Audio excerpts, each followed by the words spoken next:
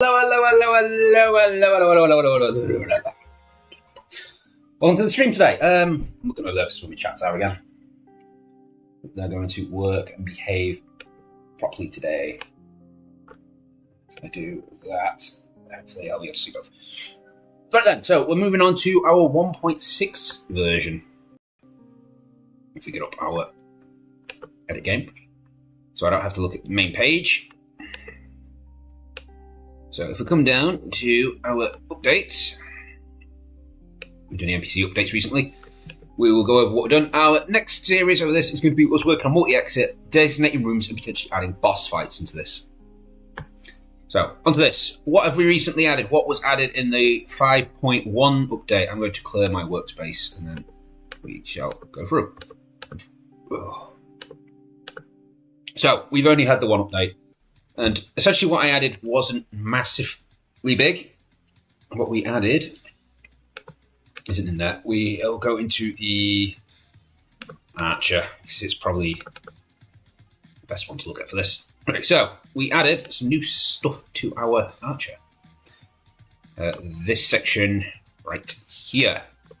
It's a slight change, well, it's more that bit up to there, I guess. But as before, we used to have it where it said, hey, look for a player if he's more than this distance away. Move towards the player until you get within that distance and then it stops. Now what we have is whilst the player is beyond this distance again, it is to actually look at this new thing called here, the MP. I can't remember what MP stands for anymore. It's basically a pathing system where it will look at this new path system here called My Grid, setting a variable called My Path, which will be between our position and the position of the player. The path will then start running this path, ending up going towards the player. I can't remember what these numbers actually mean. At speed 4. Oh, that's your speed. I need to adjust that on the players because some of them are going to be running very fast. So I'm going to change you to a 6. I never even thought of this. Cleric. We've given the same kind of movement, but instead of going to her position, she moves back to the fairy. I'll have her move up 4. Wizard can stay on a 4. Paladin, however, we need to lower his because his will still be set to 4. Guaranteed. Damaging. Yep, see, set to 4. We don't want that on 4. We want that on 1. Rogue, I'm going to increase to a 5.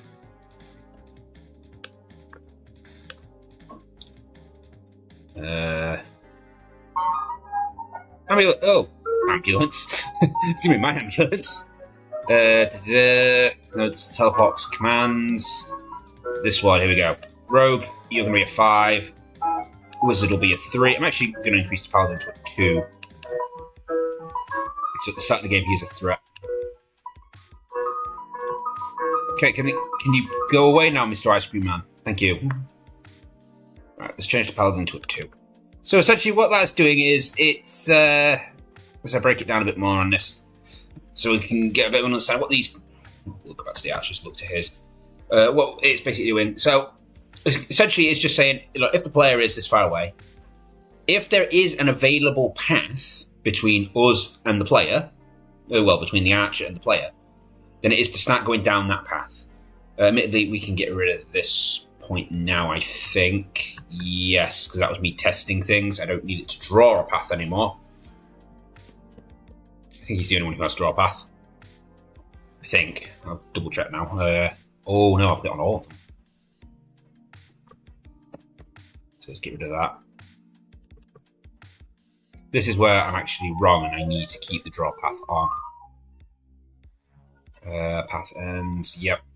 And that's the only other line that's in there is the path end part. It's essentially just telling the player if these the character, if these variables aren't true, stop moving. Just don't do it.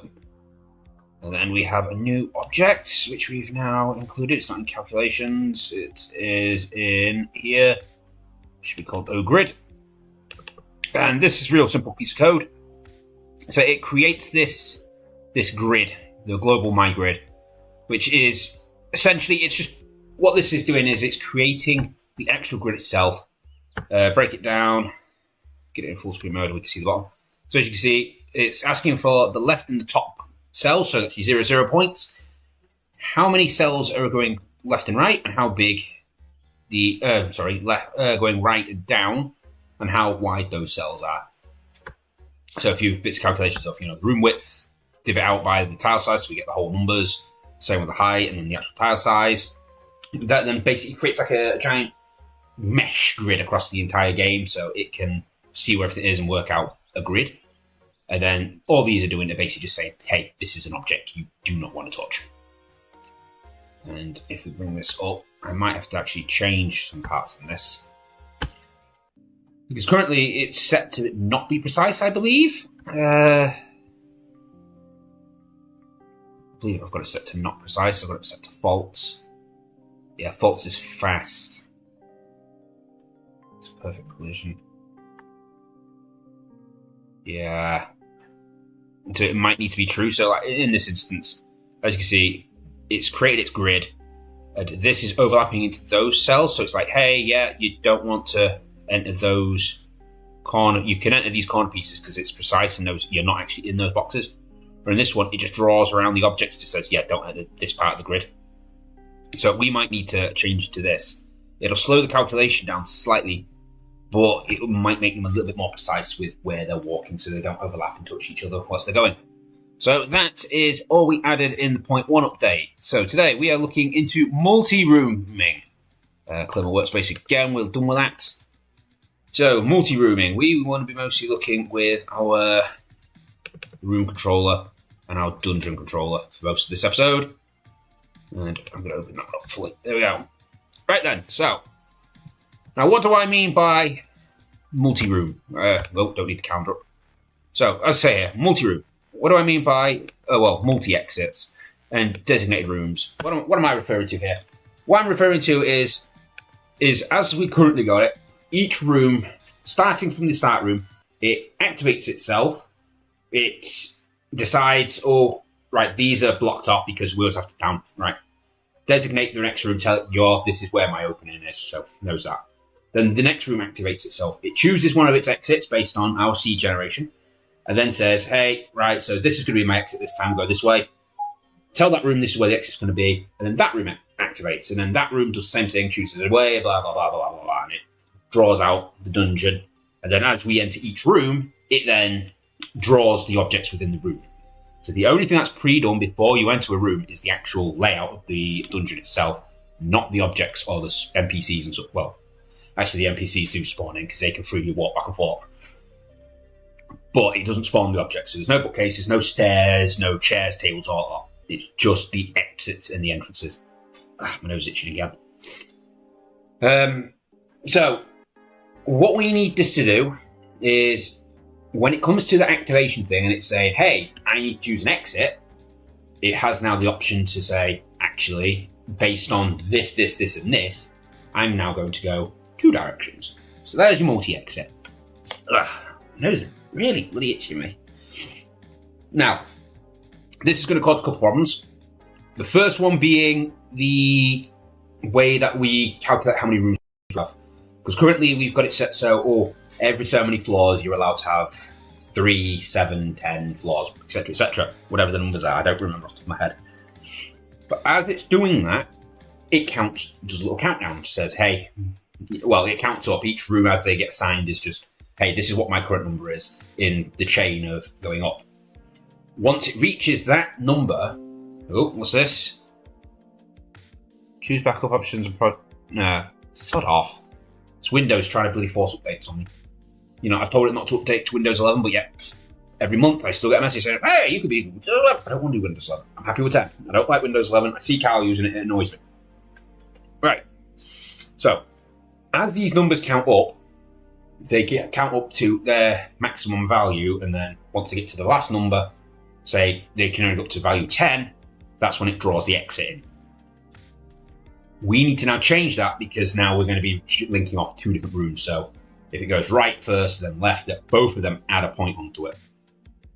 Which then adds the more annoying one of when it comes to the last 2, if it's say 10 and it generates room 9 and 10 together, is it going to go 9 here, 10 here?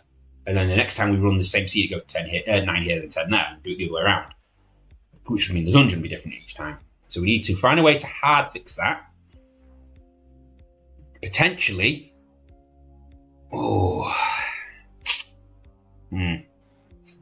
We'd have to have it so now then it starts like alternating back and forth so that it actually hard fixes itself. Yeah. You would have to alternate back and forth.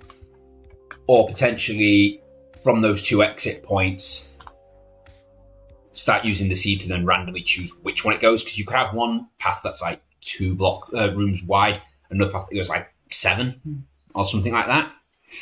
And as far as we know, that could also multi-split itself again based on the seed.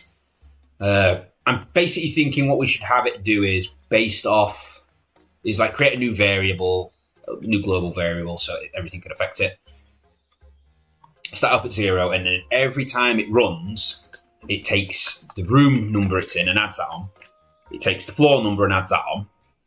And then keeps increasing this number up to, I don't know, like 100, well, not 100 because we can go quite quickly. Say, I don't know, 1,000. If it equals 1,000 or gets higher than 1,000, takes 1,000 off it and then does a multi-split. So that way the dungeons could split a bit more, or potentially it could, take apart the seed as well. Probably, actually, it'd be good to take apart the seed as well and have it consistently shuffle across, so we get that bit extra variability in there. So it becomes a bit more varied. You don't want it just, hey, because this dungeon here is going to run this path and this seed somehow manages to run the same path, that they have the exact same bloody splits all the way through it, because seeds are different. So we'll probably include some of that into there. We also need to look into what potentially could happen if, say, both rooms generate at the exact same time and one of them generates the final number and one goes one above it.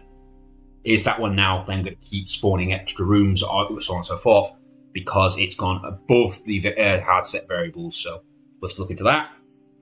And then finally, once we get to that point of, hey, this is the final room, it then also then needs to be like, this one is the one with the exit. So that's what I'm getting at by the multi-exit thing. It's just making a branching dungeon. Next, we have this designated rooms thing. Now, this one might be a bit easier for us to sort out, so we'll do that last out of the 2 options. The designated rooms is essentially it's saying, this room here is a library. So then that one will be more likely to spawn bookshelves, spawn loads of bookshelves. Maybe spawn a couple of tables down one side with some chairs, but it's more likely to spawn bookshelves over everything else. And then get to the next room. Oh, this is a cafeteria. So because it's a cafeteria, then it's going to actually now spawn tables and chairs, and only tables and chairs. You're not really going to have bookshelves in a cafeteria. So on and so forth. So that's what I'm thinking now, is that each room then gets assigned a particular type of room, and then based on that type of room determines what can and can't spawn. So very similar to how we've got the furniture currently spawning, where it's just like, hey, we use parts of the seeds, and based on the seed, you can spawn here, here, and here. But now it's going to stay, based on your seed, this is what the room has now become. And based on the room has become and the seed, this is now what can spawn. So then it then runs our current furniture, well, an adapted version of our furniture mod. That one, that isn't my priority. That one might not even come in this episode. That might become a 0.1 update, and I'll do that in my free time between these recordings. Mostly because, recordings, these live streams, because we are live. Please remember that we're recording, we're on live now, 14 minutes. We have no messages. That's okay. We've got 1 viewer. I can guess who that is. So, first things first then, we need to crack straight in. We need to start actually editing some of this code. Now we've covered everything. 5 errors. What are these errors? Get rid of all these.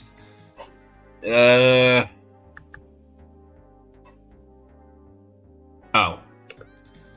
It doesn't understand what this is. Yeah, that's fine. I'm guessing that's on all of you. It is. It's on one of each. That's absolutely fine. Because as soon as the game starts, that's set anyway. It's just because that's set as 0, and it's sat there questioning her. What do you mean if instance 0 exists? There's no instance 0. Yeah, because you've not set yourself yet. Okay, so that's all good. It's all good. You don't need to worry about that.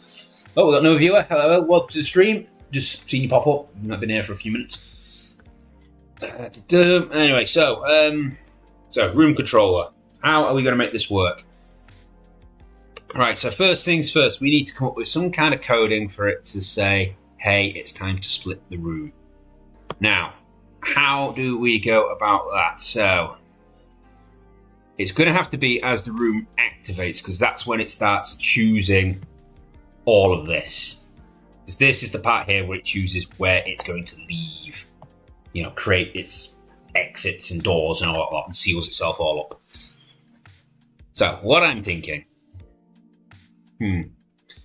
If we do some kind of calculation for every single room, you know, like I said, based on what room we're on, what floor we're on, parts of the seed, have a consistently shifting part of the seed.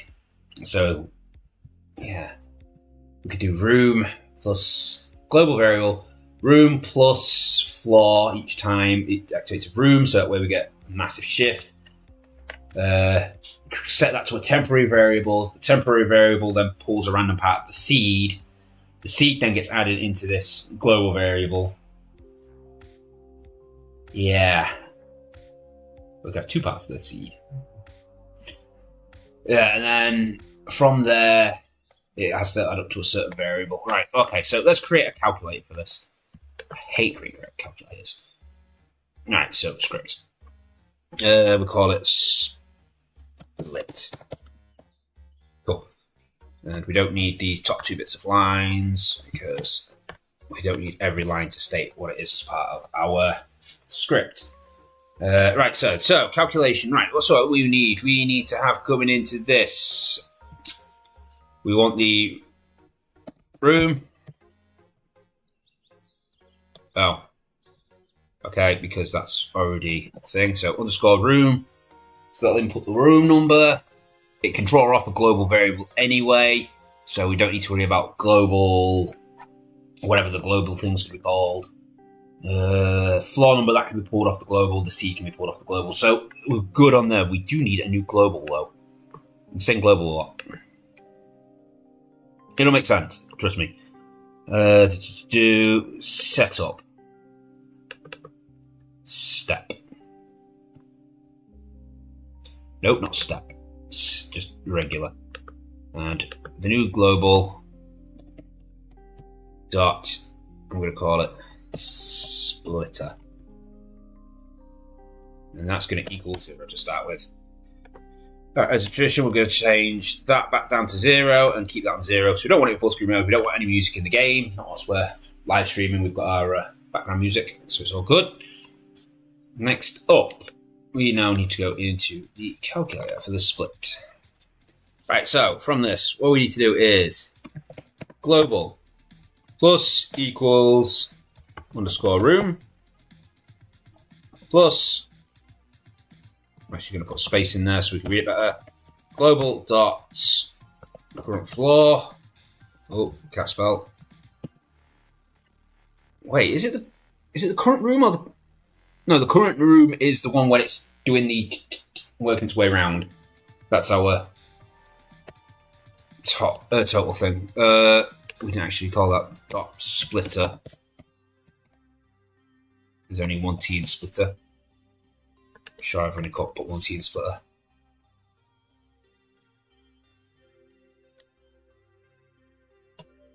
Did we spell splitter wrong? I think we spelled splitter wrong. Let me go double check. Yeah, we did. Splitter. Master Splitter! Right, so add that. Okay, now we need for it to start adding parts of the seed on. I'm thinking we're going to permanently add on. SO. We'll add the... I don't know. We'll add one on permanently. Let's get random dice number. Where's my dice roller? Dice roller. You're on this page. True custom dice. And when it loads, we'll get up to 10. Number of dice. Add number of dice 1. Number of sides. 10. Okay. Roll. Oh, add. Roll. Variable number 7. So it's going to permanently add on number 7 to the seed. Right, variable. I'm going to call this temp is now equal to global.splitter div 10. So that will give us back a number between 0 and 10. And then I want it to add on global.splitter plus equals global.so underscore temp. So that way that will be a consistently shifting number. Then I'm going to do this a second time. So that way we get another part of the variable added in. And that will come up with the split number. Cool. Alright, so that's nice and easy.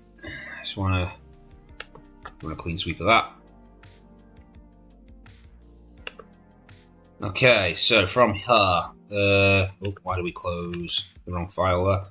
We want to minimize, it's the calculator we want to minimize, and we want to go to the room controller. Split. Okay. So, current room becomes ++. So that's saying increase the room counter. Right, now I want you to run in here split underscore room. And your room is, was it my ID? I think it's called my ID. So that's the actual room number, not the room counted around. It's the room that we are currently in. Oh, my sours have gone to the bottom. They're all falling out of the bag. But sours are balls today. It's quite nice. Right then.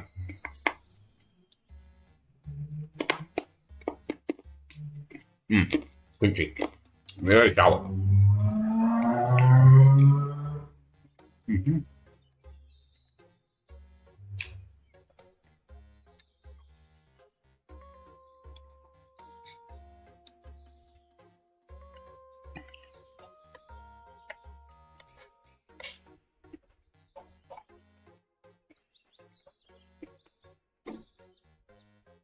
Trying to get it all in my mouth now. There you go.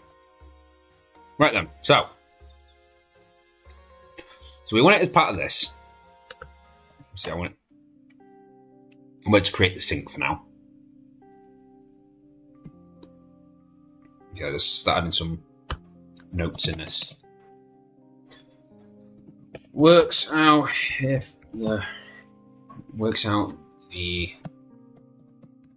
to split rooms.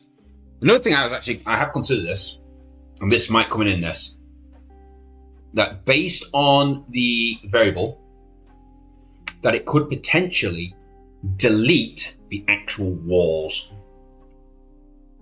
Yeah. So then that way, when looking down here to you, not up there, down here, you're down here, not up there. So when, for instance, you enter a room, that it has a chance then of putting two rooms together, making one big super room. Something we're going to consider. It'll probably come in when we do the designated rooms. But onwards. Right, so in this point here, room generation for all rooms, but the starting room. Right, so this is if it's not the starting room, which is what we want, right? Start a list of possible exits. All the current are opening.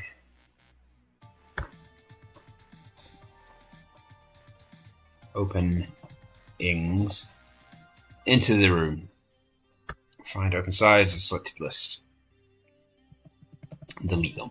Right, so that bit there is essentially saying, hey, this is where the entrance was to my room. If the room is on the top row, and this is sealing the outer walls, which is good. If this is the max room, then it's to seal itself completely. Okay, yeah, the end room. So this now needs to change. If you are greater than or equal to the max room, because potentially, like I say, if we're doing split rooms, we could go over. And that just tells it, hey,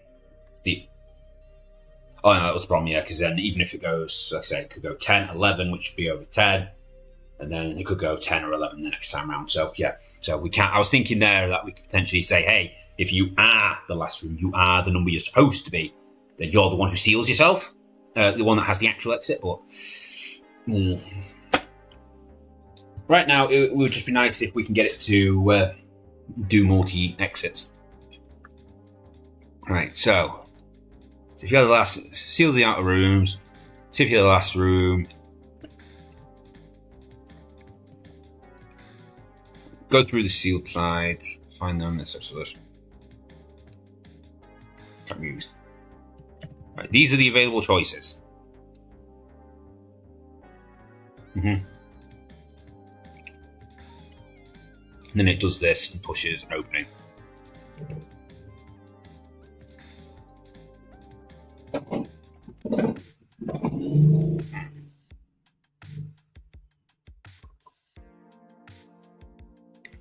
So how does this work? It essentially runs this choosers file and then adds it to the open list.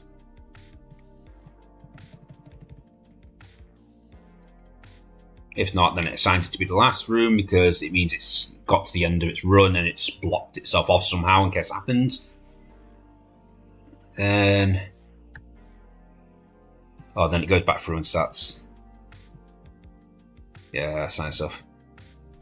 Then it tells you, right, gotcha. So essentially, to the looks of this and how this is wrote out,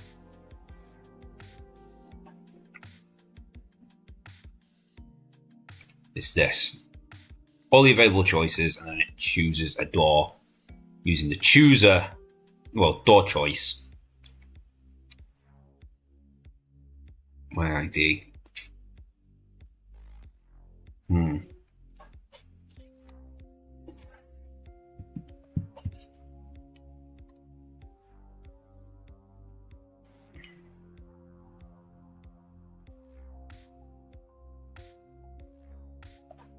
Okay.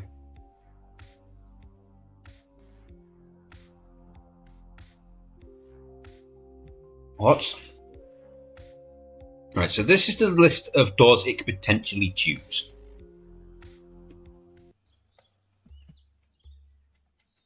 Which would be 1 to 4. It takes out.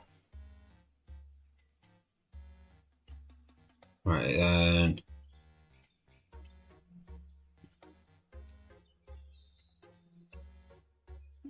it removes from that list the entrance. It then looks at the doors that could potentially be sealed. It runs an array to remove any doors that could potentially be sealed. I'm going to sneeze. Okay.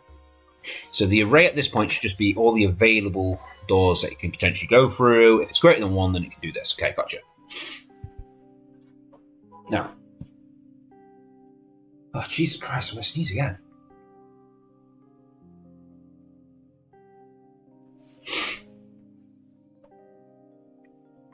Right, so if the list is greater than 1,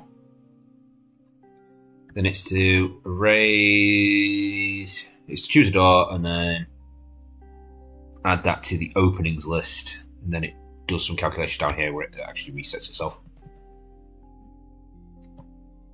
Okay. So here's the part where we need to edit. So at this point,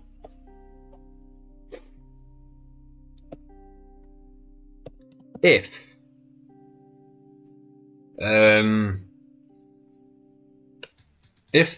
this array is greater than 2, so we've already seen that, hey, look, that there's a possibility that it's actually able to activate itself, and it's actually got an extra door. And global.splitter, I'm going to say it's greater than or equal to a number 500. 500 should be easy enough to score, I think. We'll say 10 rooms, 4. We'll say average of what's the average of all the numbers added together divided by 100. 100. I don't know. Calculator. I should have. No. Right, add together is half n plus 1. Yes. So 0.5 times 100 times 101. So 5,050. Divide that by 100. So the average room is 50.5. So that's 10 rooms, plus floor numbers, plus parts of the city. Yeah, 500 should be enough. We may adjust. So, if the chooser is still greater than 2, and do that.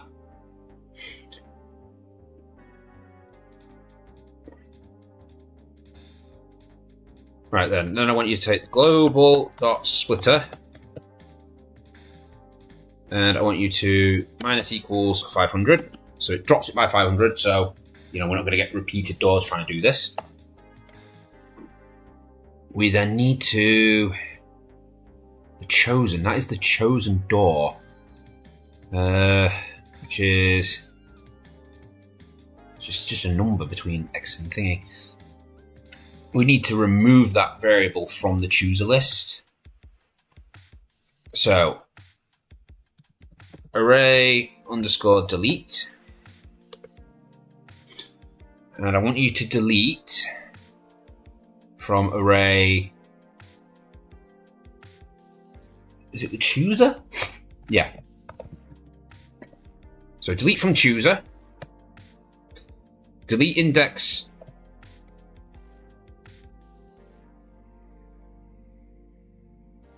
Chosen, yeah, chosen. And I only delete one entry. So that removes the last chosen one from the entry. And then I want you to run this again. Essentially.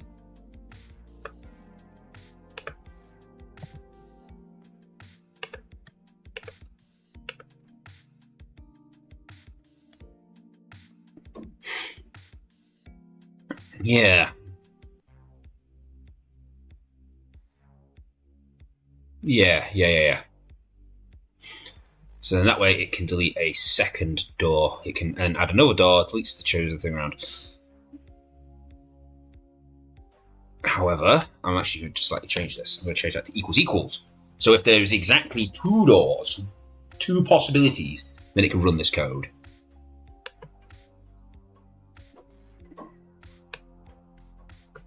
Then I'm going to take the exact same piece of code again. Let's say else if it's now equal to 3 lots. So there's now 3 doors. Oh.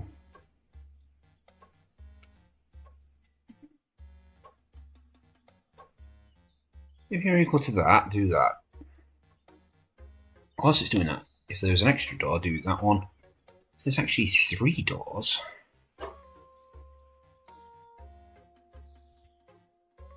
See, now I actually need to reverse these. Oh, that needs to be equal to 2. This one needs to be equal to 3. Right, because essentially, if it's running the 3 one, I don't want it to run the 2 one. It's always going to do at least one, but if there's 3 doors, do this part of the code. If there's actually 2 doors, you can potentially run this part of the code. It can't run this one and then run this a second time. Okay, so yeah, that's the right way around. So if there's 3 doors,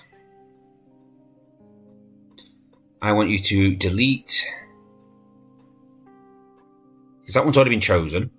Do that. Delete the chosen one from it.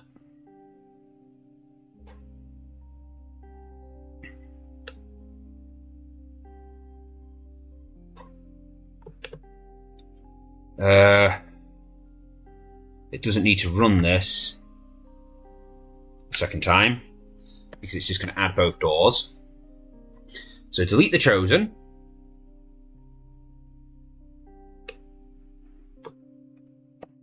Then I want you to run array 0.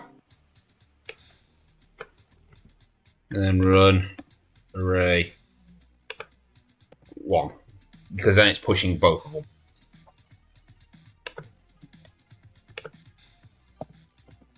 If the room can split, not split,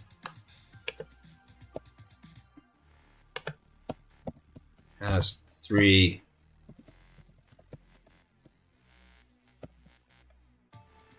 no, because that means then every time it can, it will do this. So we might need to change so it's slightly here so we can choose either that or this based on part of the seed. But for now, this will work.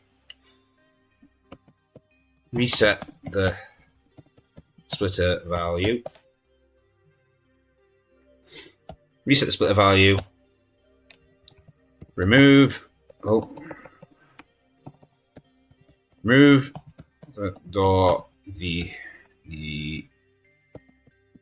original door from the listing. Add the second door. Add the third door.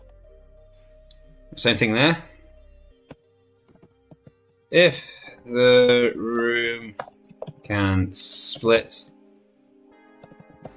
and has 2 exits,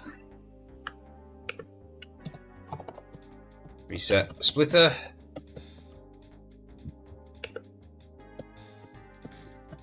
Remove the first door from available list. Run the choose script with remaining doors. And then select that value and add it to the openings list. Right, so that should now work. So once this gets to a certain point, it should start to now split. I hope. We'll run this, we'll see if it works. I should have put this in debug mode. Let's put it in debug mode. Just that way we can see the variables on this screen. So I actually want to go look at this straight away. Pause. So now we should have a global splitter value somewhere in here. There it is, it's on 0. Cool. I want to keep that one highlighted, so I hope it stays highlighted now. So new game, we'll do a random seed. The game broke. Why did the game break? Room controller, variable 10 out of 10 out of range of 10. Okay, something went wrong on line 4 of the splitter value. Huh. Oh, I see, because it shouldn't have been div, it should have been mod.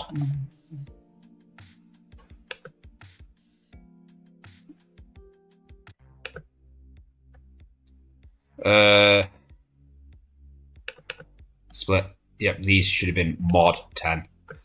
Because div returns a number that is greater than 10. Well, basically divides it by 10 and then gives you whatever the value was. So if the number was 1,000, you divide by 10, it's going to give back 100. Where mod is, if the number is 999, you divide by 10, you get the 99, but you get the remainder of 9. It gives you the remainder back because the 9 couldn't be divided.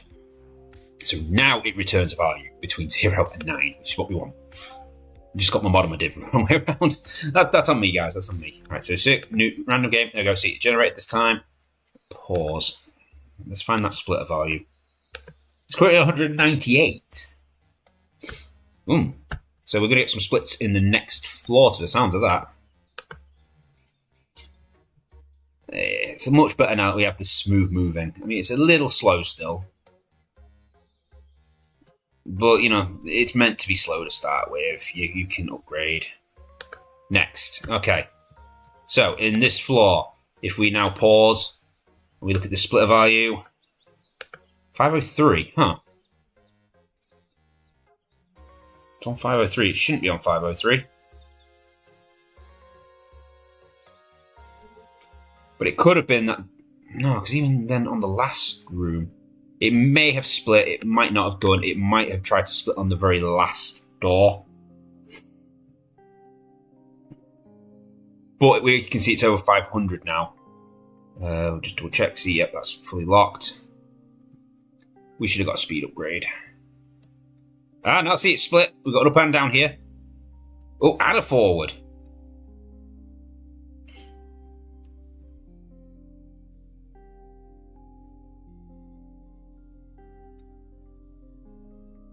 So that was what, like, this was my starting room, was it not? 1, 2, 3, 4. So this is room 4. This is room 5. Oh, we've got an NPC.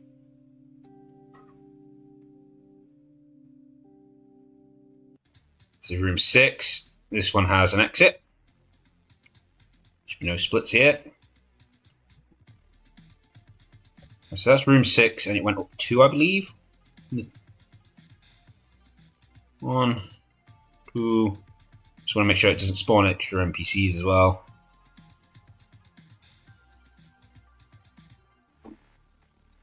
It actually went up 3. So that went up 3, and there was 6 in that direction.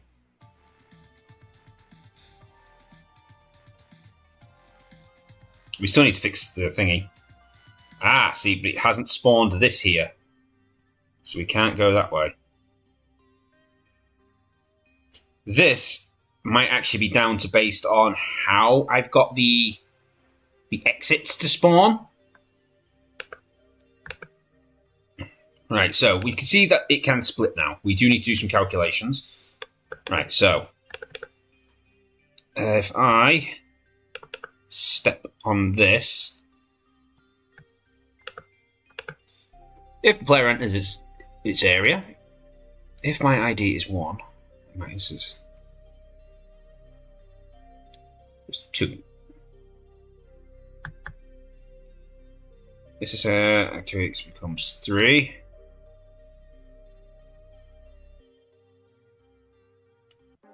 Also, if my ID equals 3.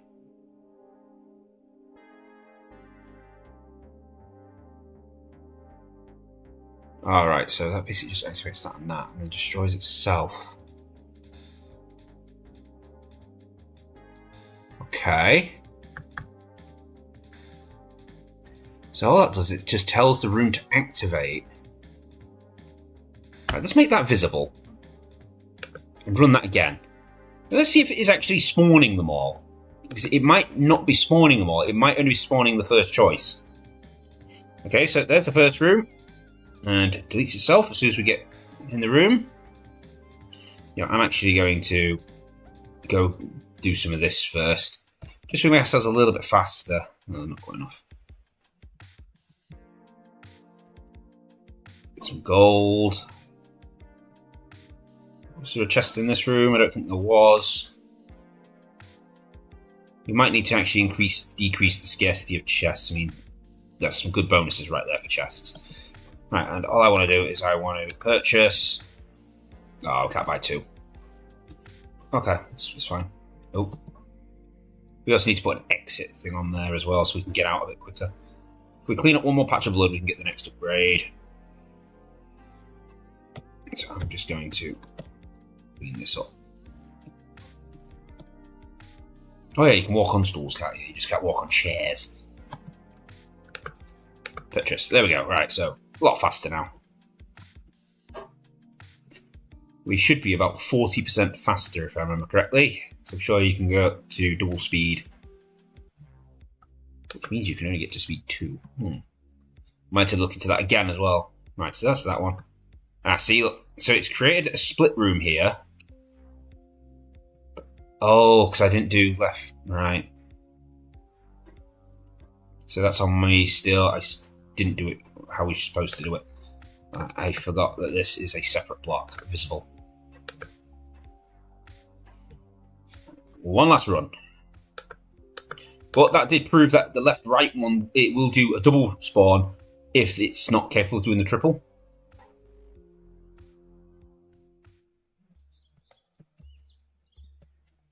Okay, so next.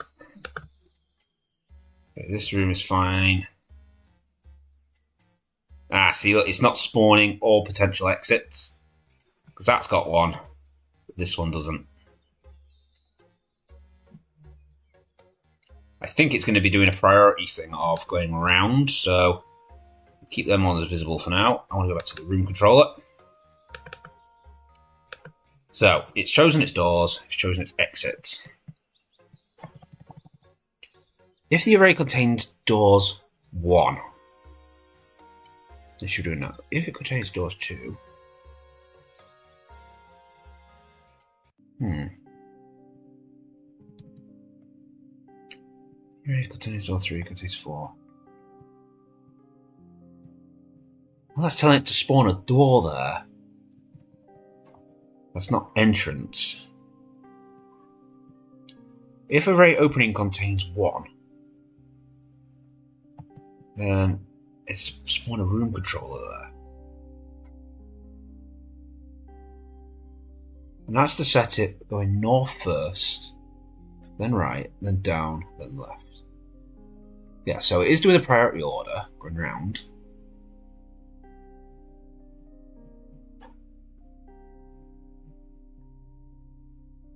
So, why is it not spawning these doors? If the opening array has a door in it.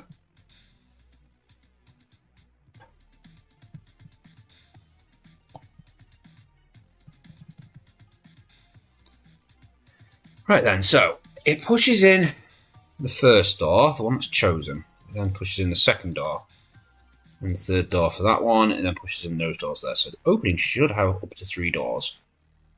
2 or 3 doors.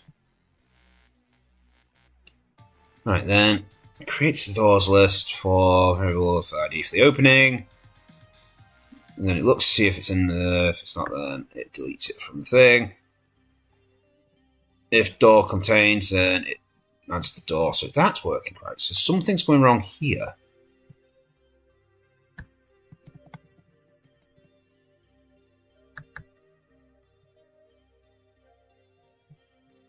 Right, so if it has opening 1, which is up,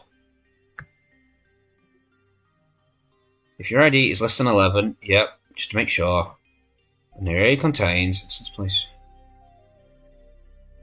contains, and it's that door's controller's openings, it has a 3 in it, then it is 2. What?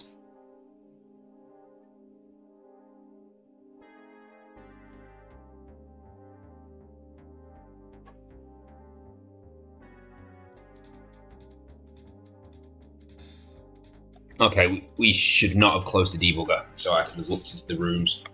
Right. Let's just run this one last time.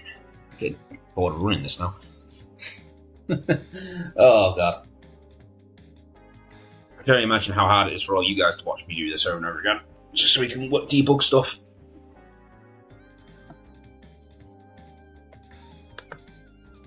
And I want to go buy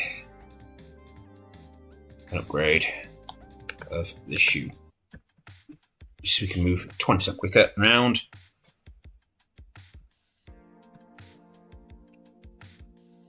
Oh, we've got a paladin. Oh, we've got 2 paladins. Oh god, oh god, oh god, oh god. Oh, they need to be a bit quicker. I can actually escape them. Are they still chasing me?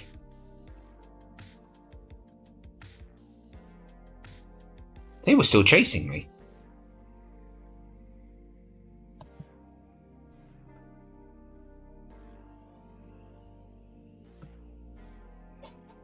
Yeah, we've got an exit going up there.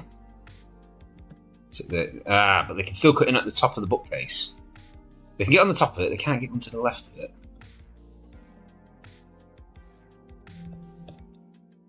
I think there's something wrong with how it's spawning the pathing for them.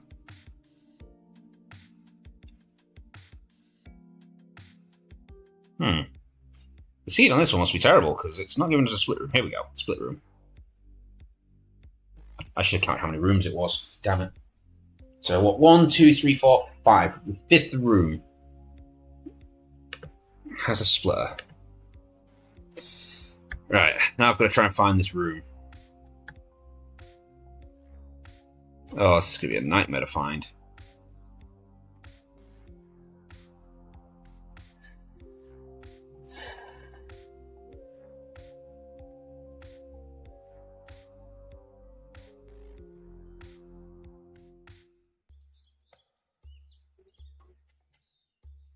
I don't actually know where it's going to be. Alright, stop that then. So we can't use them to discover what's going wrong. We don't want the debugger. They're working exactly as intended. This isn't right. All this is doing is going into the openings. If the array opening contains race. What? If this array contains opening whatever, array push. This place. Opening 3. What?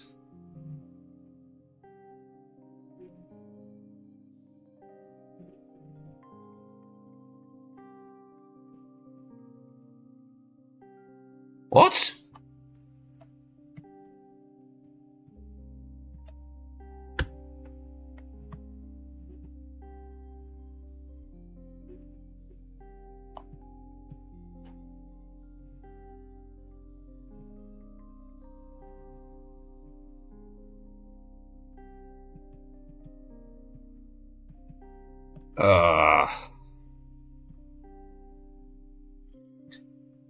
Okay. Let's see what's going on here. Right, so it's looking at the... I don't understand what this is all about.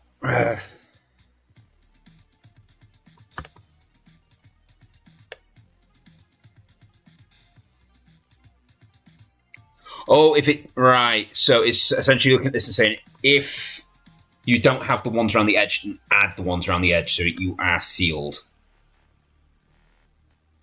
Okay, but that should already have been done earlier on. I don't know.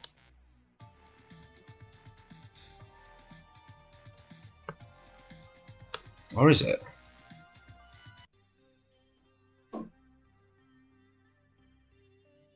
Oh, wait.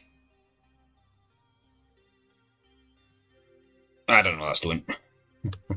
My notes aren't helping here. Right, here's the problem, though. Is the chosen...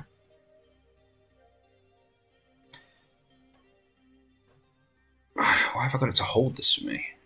Oh, so it can enter it into the array. Yeah, see, this is where the problem's coming in, because it's this chosen variable is what's spawning this. So essentially, it's running the code, and it is getting the chosen value higher up, but it's only keeping one of those values. So what I need it to do now is actually change the chosen into an array.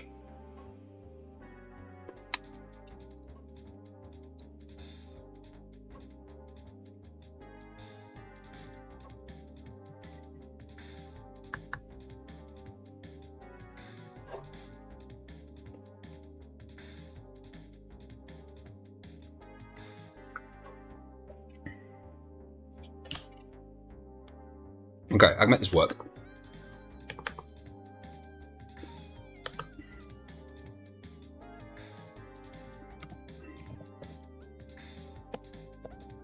Just do that.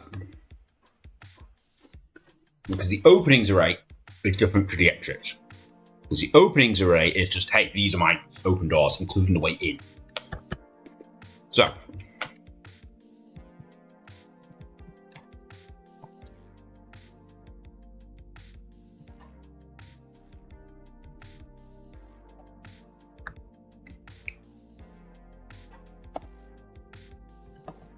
Array, push,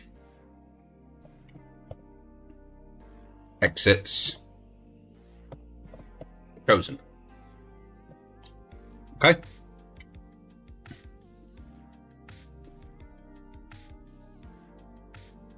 Yeah.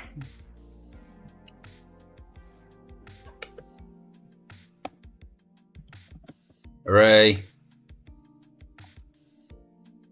Push.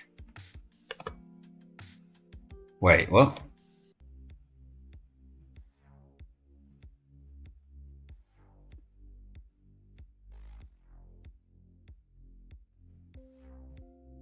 This is wrong. This is wrong. I've done something wrong here. I've done something very wrong here.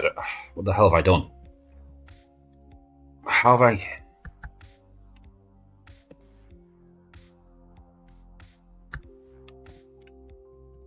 Array underscore push.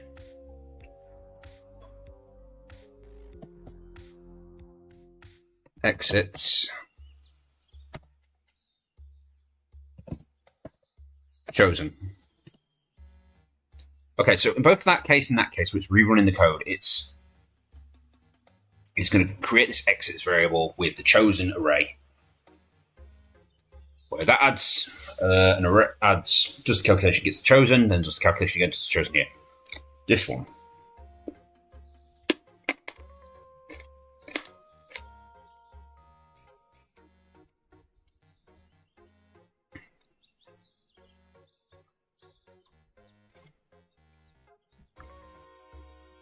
Array push.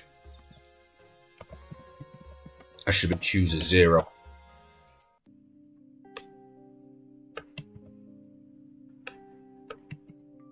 And that should be choose a 1. That makes sense now, because now it's actually doing. That's all that was doing was adding 0 and 1 back into the list.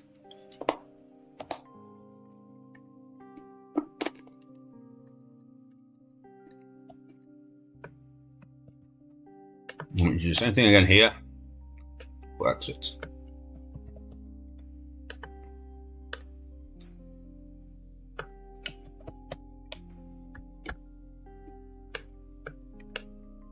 Cool.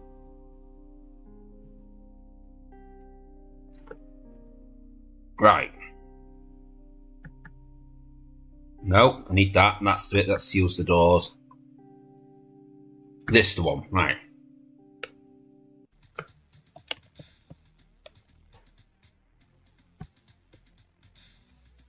That's exits. Right, so I want you to hold exits.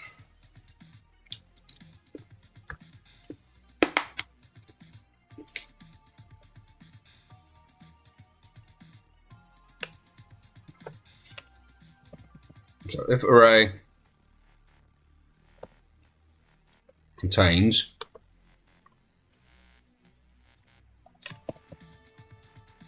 exits and it contains value 1,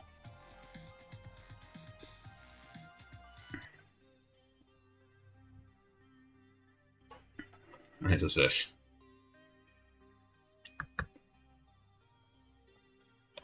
Need to get rid of all these else's because we could now be running all 4 at once.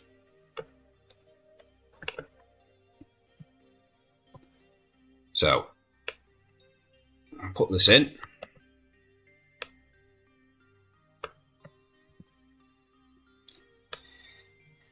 To all of them.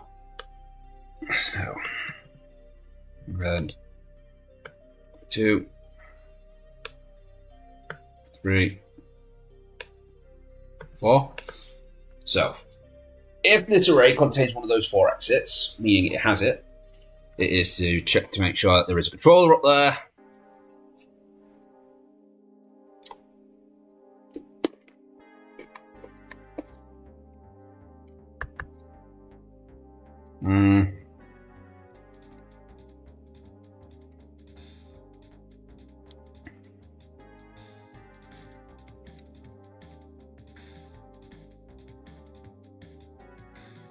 Used to be chooser, and then used to set the counter up here. So I can just set this to ID 1, 2, 3, 4. I think that's how that works. So when you step on one of these, yeah, if it's ID is 1 or 3, then it does this, and then on this one, if it's 2 or 4, it does this. Cool. So that should now hope. Oh, no, I just clicked off it. That should now hopefully put in. It didn't put in anything. Oh, for God's sake.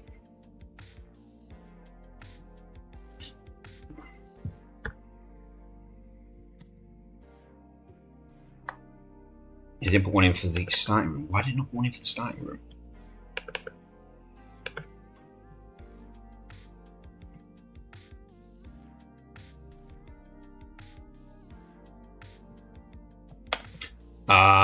Because it's... Right, gotcha.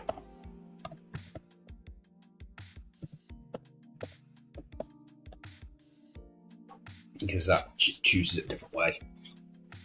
Do I really need that chosen variable anymore?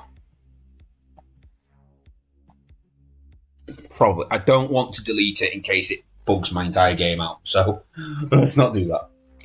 One viewer. Cool. Okay, that fixed that. There we go. Right, as soon as we've dealt with this, I'm going to fix the goblin's looking direction. It's starting to annoy me now.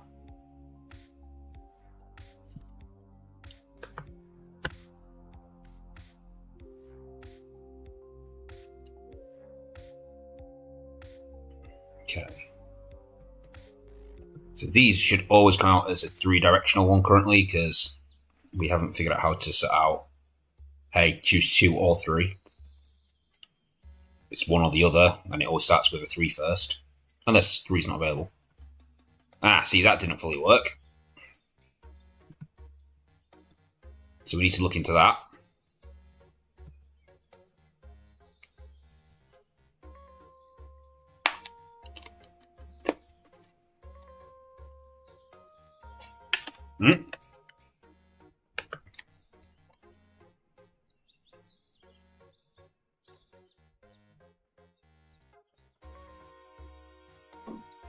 What?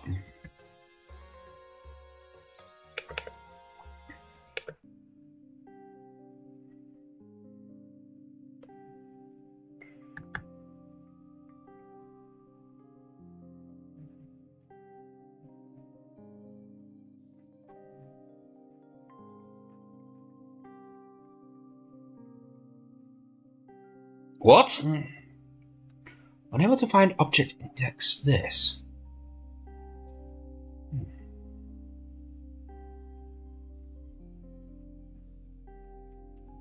So, what? Is it saying it can't find the fairy?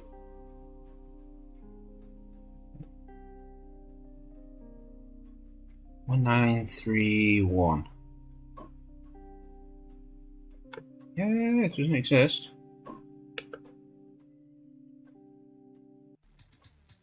I'm guessing the fairy just deleted herself?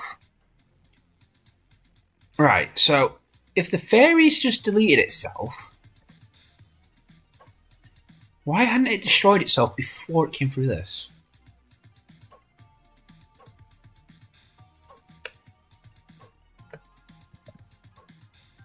Okay, well, that's a potential problem.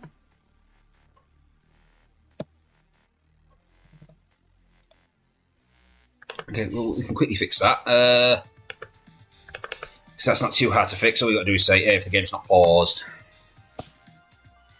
and you exist. I'm just going to copy that so it's quicker. The game is not paused. The game is not, well, I should say, if the game is not fully paused, because whilst in the shop, they can still attack you.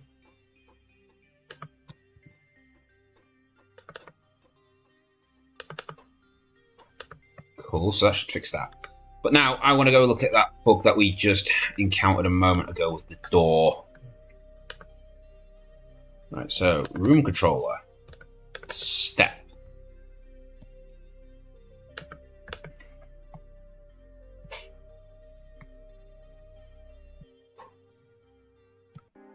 Okay, so what this should have done is it should have seen that the door was sealed. So creates an array of choosers. Just all current openings into the room. Pass aside and selected list. Right, so it makes choice, the one that came in, and deletes it. If it's on the edge, doors 1, 2, 3, 4 gets added to the list. The front room is greater than the room.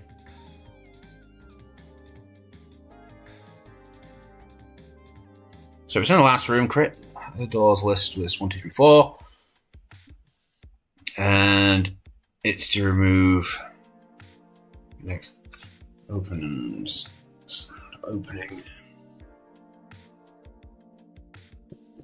And then deletes the entrance. Okay. So that's fine.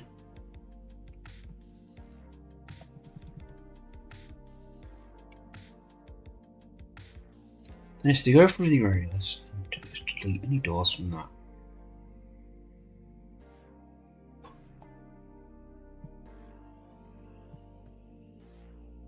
Okay, so it's to delete any doors from itself.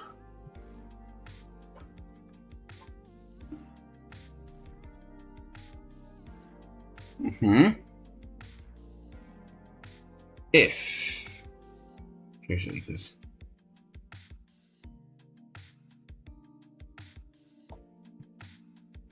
okay, so from this alone here, if it's in the doors list already, it should not have been an available choice. It should have been removed from the chooser.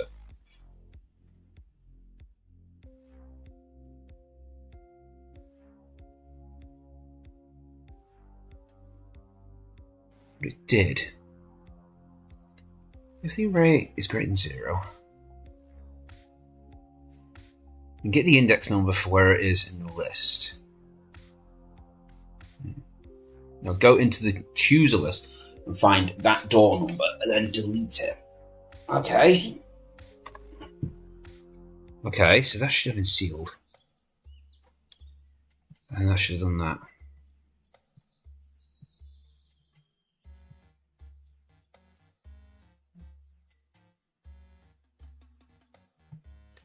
So that means that the original door, when it was being chosen, else doors.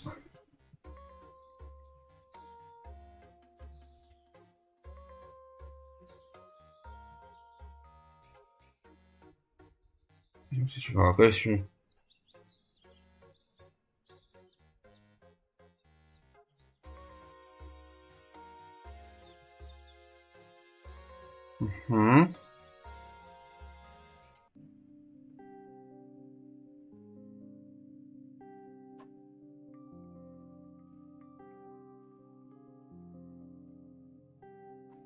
It's likely to still have no seal. I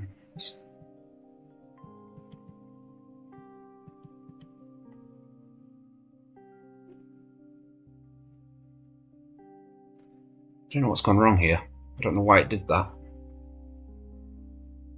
I don't quite understand.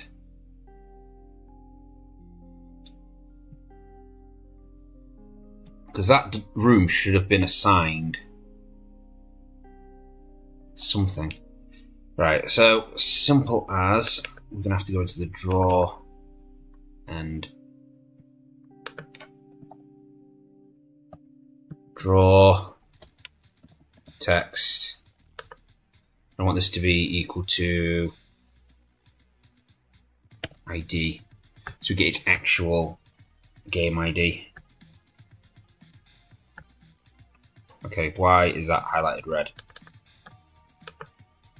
Oh, because I need to put XY. X-Y. There we go, draw ID. That way, as we're exploring, each room controller should now display an ID in the center. That'll make it easier for us to, there we go, see? Reference instance of that. Well, we can look at actual variables for the room.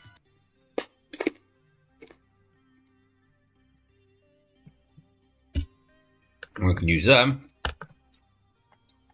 to actually look up the bits of information we're after.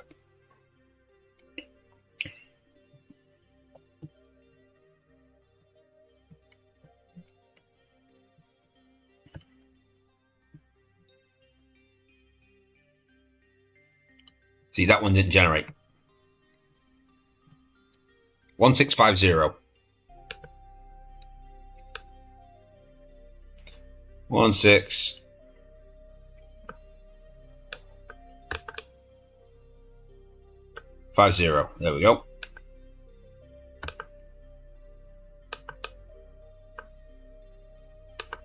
Your exits were 1, 1, and 3. Okay. So something went wrong here.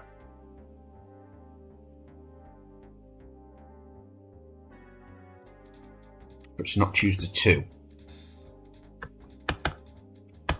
So that'll be what I'm doing here. Right, so.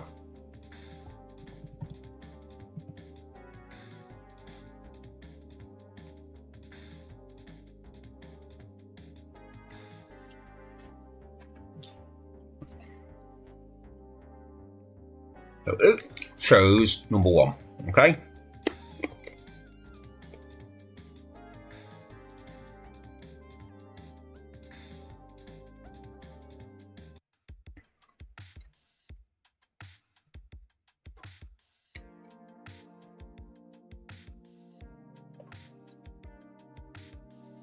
Oh.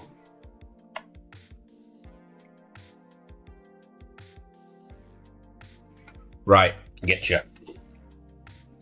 So the chosen will be numbers 1 to 4, whereas the array entries are 0 to 3. So it's not that. We've done this wrong. We have to find the location of the chosen within the chooser.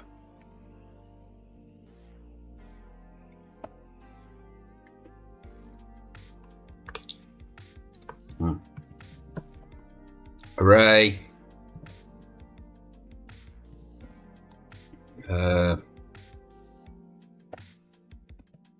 Find.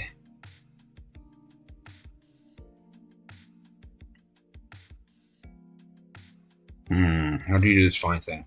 Or is it get index? Get index, there we go. Of the chooser array. I want you to look up the value of the chosen. And I want you to just delete one variable of it. Okay. I think I've got another one of those delete commands here. I have got one there. So let's put that in here. Yeah. There's probably a much easier way of doing this. We could probably have done this with like a for command. Or an if command. We actually could put it up with if. Not if, for.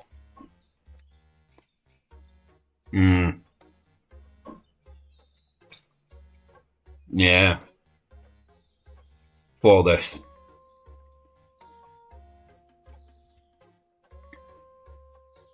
But I've been running the script multiple times. It might have been a bit easier actually. But I guess it doesn't really work then if you're using this bit here, because that's if it's only doing it once. Whereas if it's doing it more than once, it needs to delete this splitter value. So yeah, so we'll stick with what we got. It works, I think.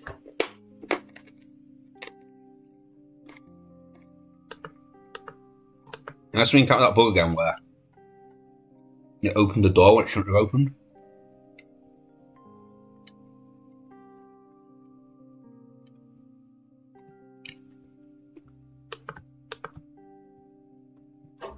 Got some gold. More gold. I'm actually going to set the NPCs up so that they can open chests.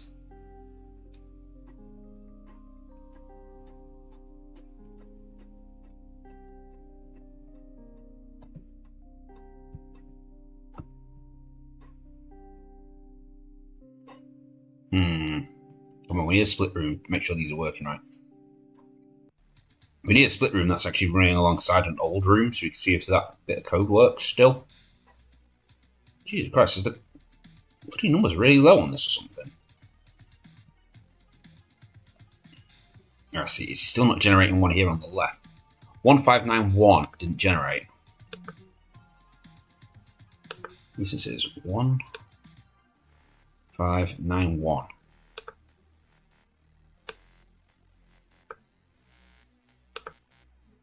It shows exits 3 and 3.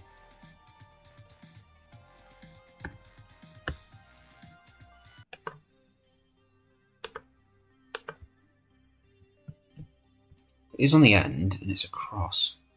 So it had two choices. 591, right.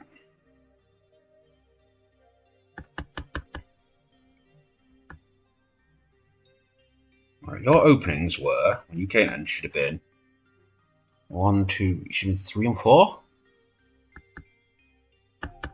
See, you've got too many listings of number 3. And 2 should have been the only side you should have closed.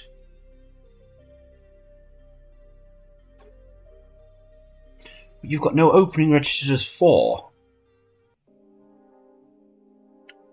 Ugh, what's going wrong now?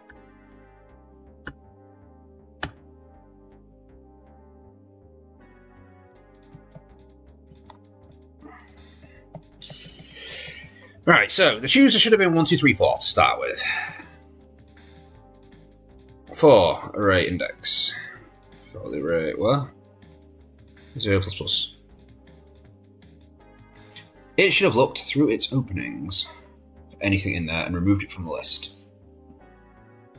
So its opening should have been side 1. So side 1 should have been removed from its list.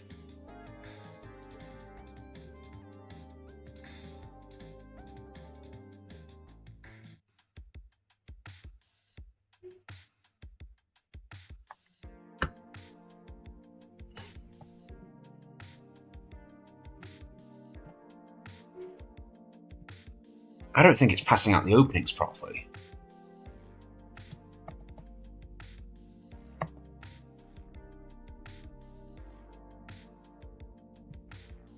See, that should have been...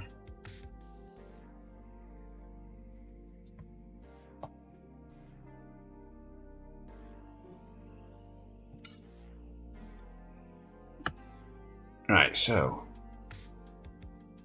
its opening should have been 3.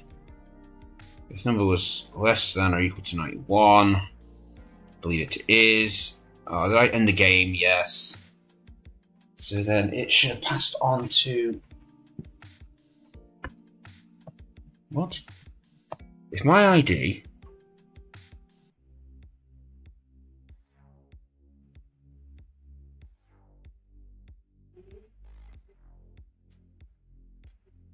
Well, that's the bit that's stating...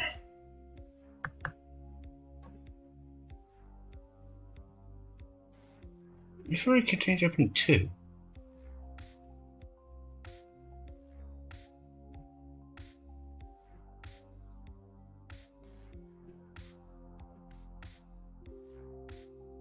What?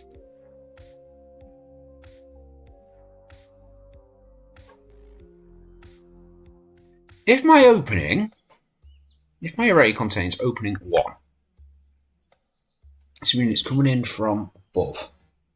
If my ID is greater than... I have no idea what the fuck this is doing.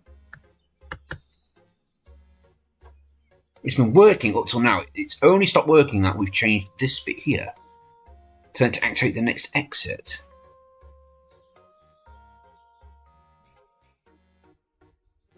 Wait.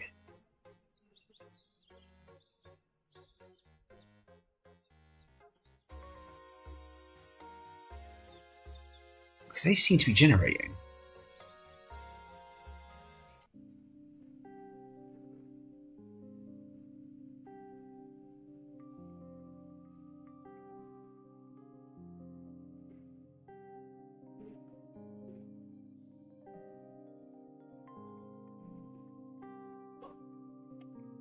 Because that didn't... What? Oh, I'm so confused as to why it's doing this.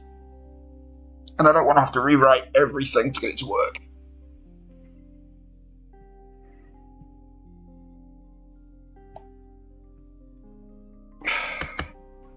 Something clearly went wrong because that room did not spawn a spawner. And the thing is we're going to need so much debugging information to get this to work. So,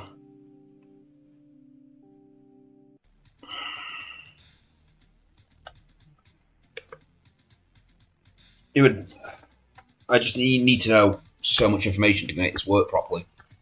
And it's not always available to me because I don't know what it is. And because I don't know the seeds, I can't regenerate bloody rooms.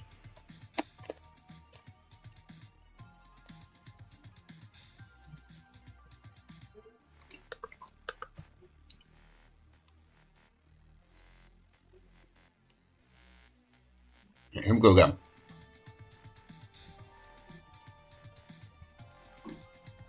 So 1725.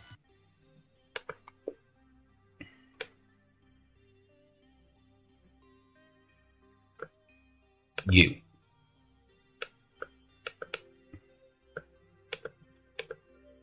We came in from the top and it chose to go for a 3-man room, okay? Okay, bloody get the thing up I want. There we go. Its exits are 2232.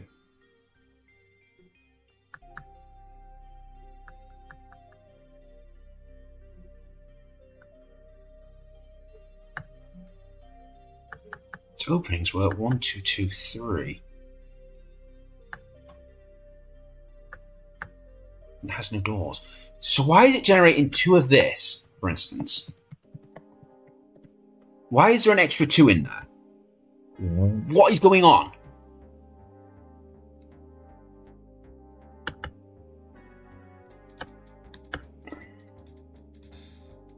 Okay, let's go through this step by step. Okay. So, it's getting activated. Split equals my ID. Runs the split command. Split command agrees it needs to do a 3-man room. It generates its bloody sync. Alright, your ID was not the starter.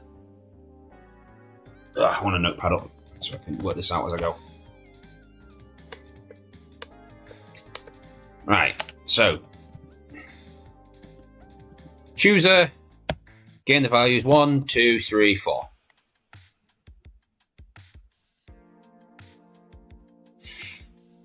Okay. If its openings array is greater than 1, which it is because it's got own opening of where it first entered, it looks at the chooser and index, looks at the opening. So I'm going to say opening should have entrance, came from the top, so it should have opening 1 on it. Okay, so it looks like it. It gets the index from the chooser array of opening I. So it gets like 1, comes back, entry, index is 0. It goes to the chooser and it deletes that. Okay. Next, it needs to look at my ID. What is your ID? Your ID is 84. I'm going to write that down above it. ID is 84. Okay. If your ID is less than or equal to 10, push that onto doors. Right, we need doors list now. If it is mod by 0, it doesn't end in a 0. If it's greater than 91, meaning it's at the bottom, it has 3. If you mod 10 it and it equals 1. What?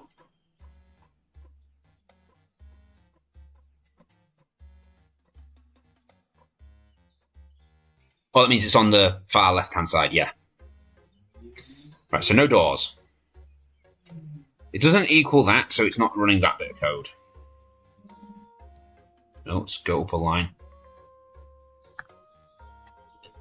4, I. Length of the doors, there is no doors. So, as long as that is less than 0, so it doesn't run this because it has no doors. If array chooser is greater than or equal to 1, it is. if, right, so it is greater than 1, it runs the chosen. Chosen equals this, so whatever it chose. I don't know what it chose. Chosen equals. Alright, so it gets the chosen array. Chosen now equals the chooser of the chosen array. Open push openings. Right, so the next value in openings, which is a 2. So the chosen was a 2. So we chose that, so it must have chose 0.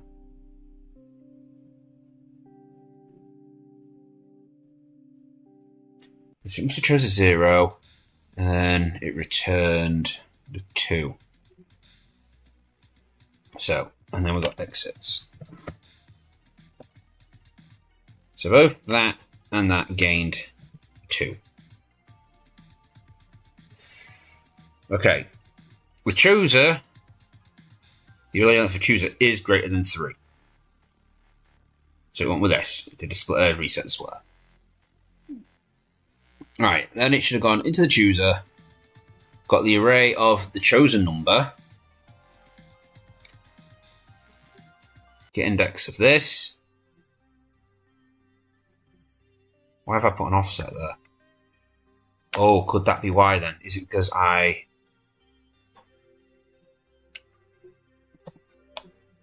Oh, I think I might have fucked up that.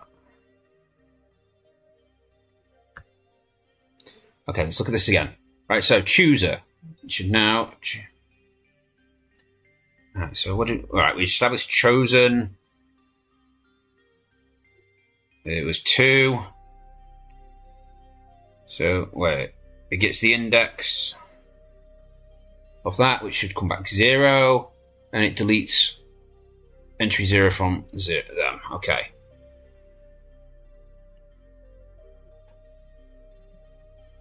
It deletes it.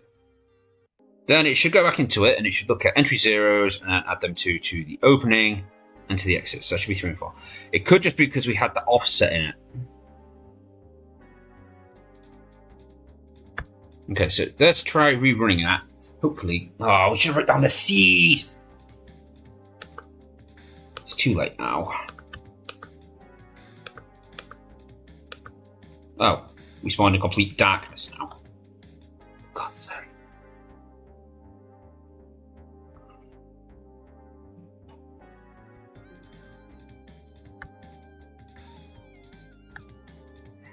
We spawned there.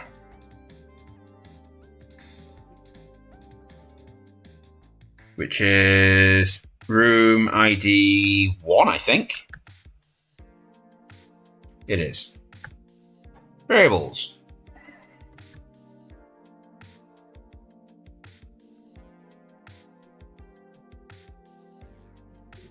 Starter 0. What? What?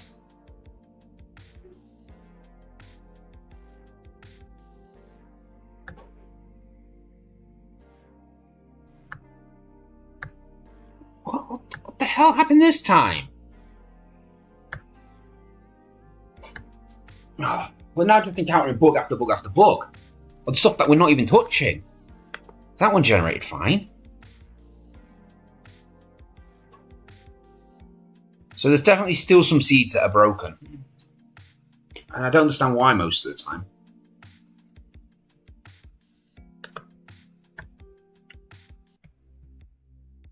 Now the game's running perfectly fine, so there is just like 1 or 2 seeds in this game that just don't work properly.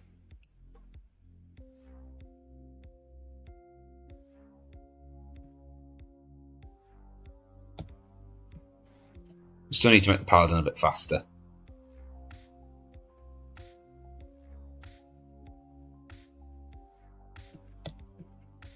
I like how the paladins and that, they all run up to the entrance just to make sure you've definitely left. We're not actually getting... oh, there we go. Spawned both this time. So that's an exit. Yeah, cool. Don't see any... Ways through. I have a funny feeling this will either be a really long tunnel or this will be an exit as well. Yeah, this is an exit as well. So they're both generating as the last room. So 1049.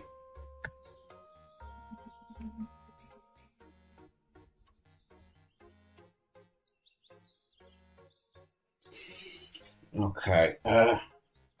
1049.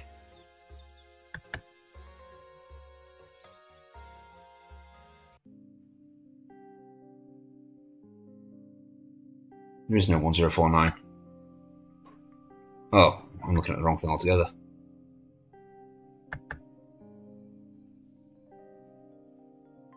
So 1049.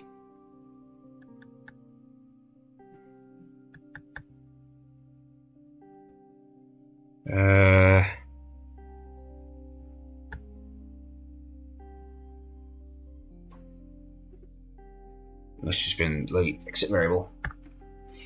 So technically, it works. It does technically work.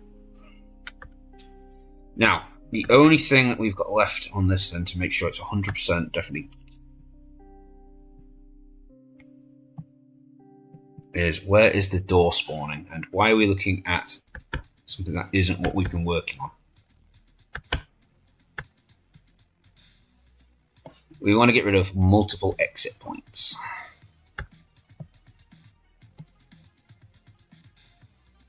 If last is that, do that.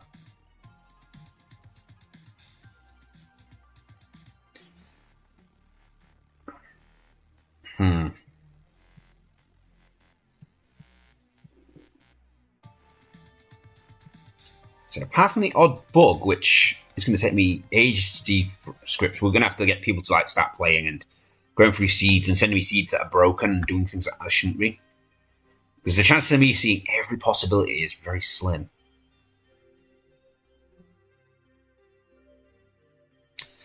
Exit spawn. Right, when do you generate a last variable?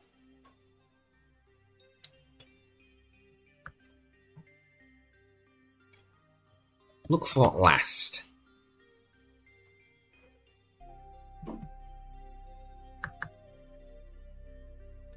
Else. So if the ability to choose is 0,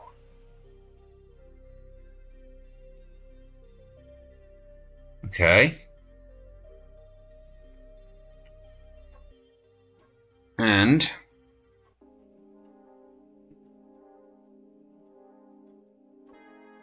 it can't choose if all of it's going to, so that becomes greater than or equal to max.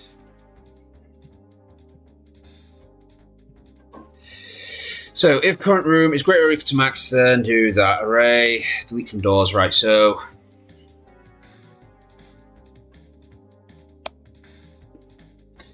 I'm going to say array, no, I'm going to say stairs out. This could be a new array. Now gains. What do you gain? You need to be like the room ID, I think.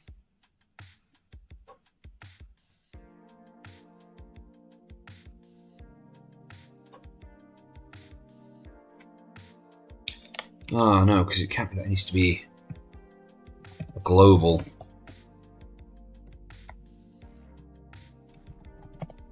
So you need to now.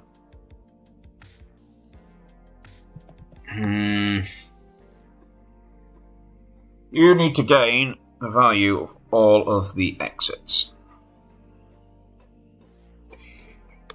So we're going to set you elsewhere first. We're going to set you up in the setups. Set up. Set up. Thank you. It's not step, it's a create. Cool. Right, now back to the controller. Now what I want you to do is I want you to actually push onto this, I think.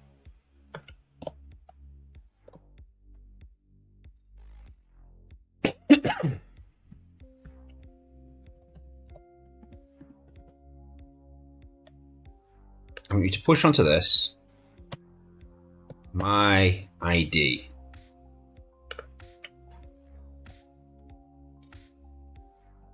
Right, so that way it should then create this variable and add the IDs of all the rooms which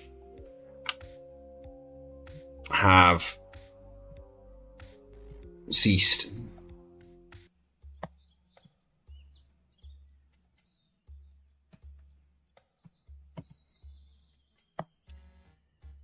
All right. So if the chooser is greater than 1, it means it's come to a point where there is a chooser that doesn't have.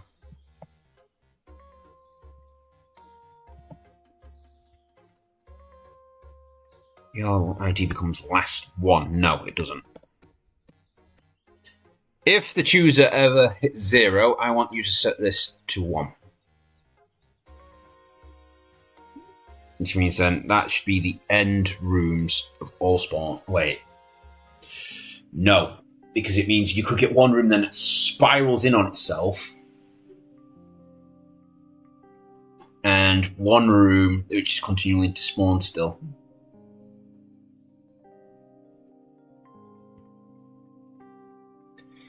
So that's not how I want it to work.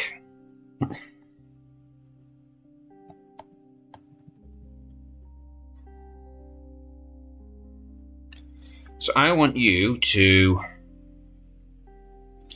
So if it ever gets to that point there, then I want you to...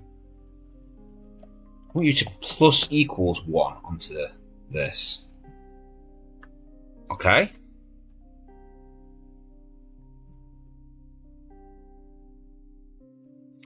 So that's saying that that room can't generate anything anymore, so it plus equals 1 onto that. If we get a split...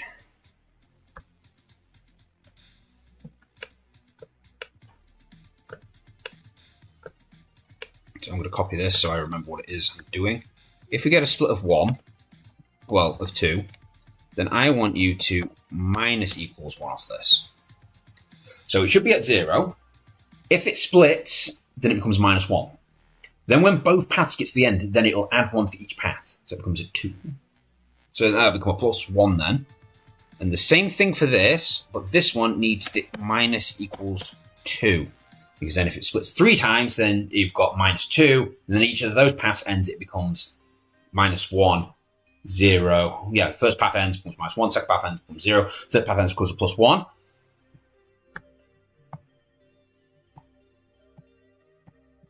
So that means then all paths have ended.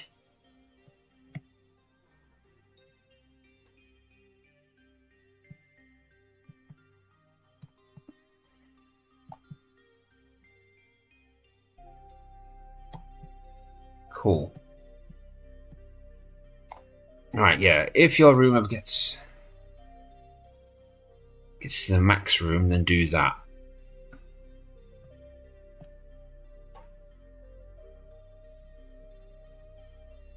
Do I want it to do it there?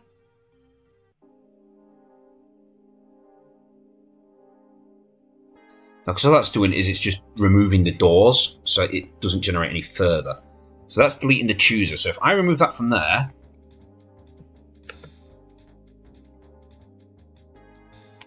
and I put you there instead.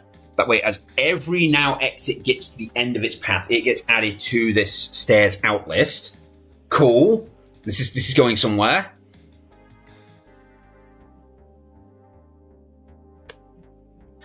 It goes to the stairs out list.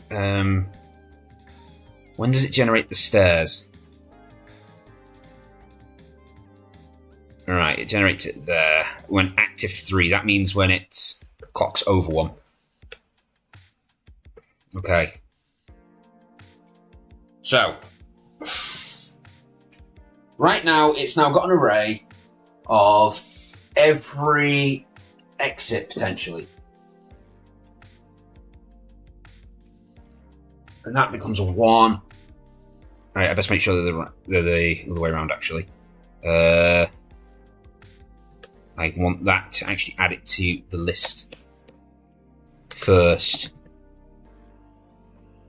So that way I know it's in the stairs list.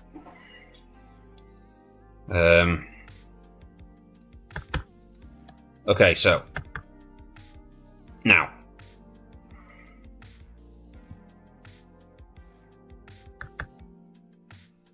Wait, what?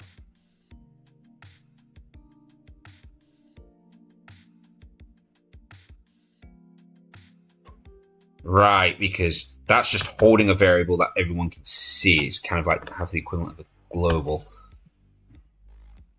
So it's when that has. Right, so.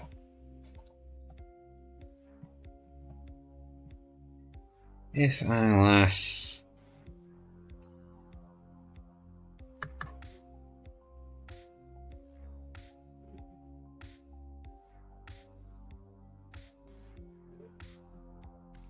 So why did I need to set dungeon control 0 to have a last line?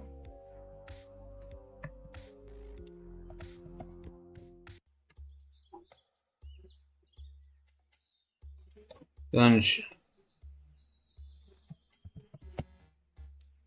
control. They're the only 3 mentions of it. So why did the dungeon controller need a variable of 0?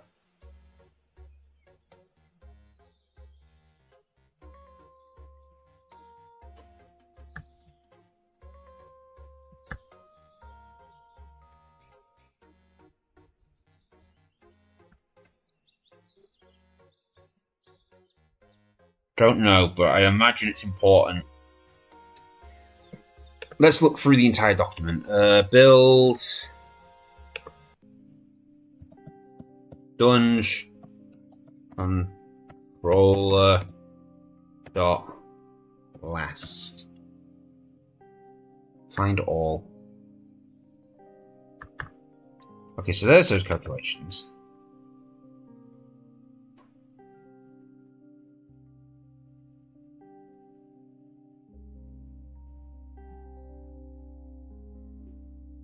Ah, I see. That's why I've had it set that. So essentially, that was actually there. I should put a note on that so that if I come back and look at it again, I know what it is. Destroy walls of unused rooms. That's what that's for. It's so when that equals 0, all the walls are consistently checking against it. So if it ever gets to a point where it stops trying to activate more rooms, and it just deletes all the outside rooms to try and speed up the game. Because you've got to think, like when you get to floor 3, for instance, there's 10 rooms. There is a potential 100 rooms it could generate to. And I'm not saying it's going to use 10 because it could spiral on itself and end after 1, 2, 3, 4, 6, 7. It could end after 8. That is a spiral in that would end itself. So we'll make it technically end after 4 because it could spawn in room 2, drop down to 12, go over to 11, then go up to 1, and then it's end. So 4. 4 is the smallest room it could be. So, but we'll just go with, say, 10 rooms. It can try to generate 10 rooms. Maximum length it can generate floor 3, I believe. And then at that point, you've got 90 rooms not being used. Each of those 90 rooms has 4 wall pieces. It has, 4 corners to generate it. And each of those 4 wall pieces is actually 2 bricks. You've got one that goes that way, one that goes that way. It's the only way I could get it to work. I couldn't do an actual L. I need to go to the toilet. I'll explain this and I'll go. So what happens is it deletes all those. So take that, 90 times 8. That's how many blocks it deletes. So I'll be back momentarily and we will continue programming.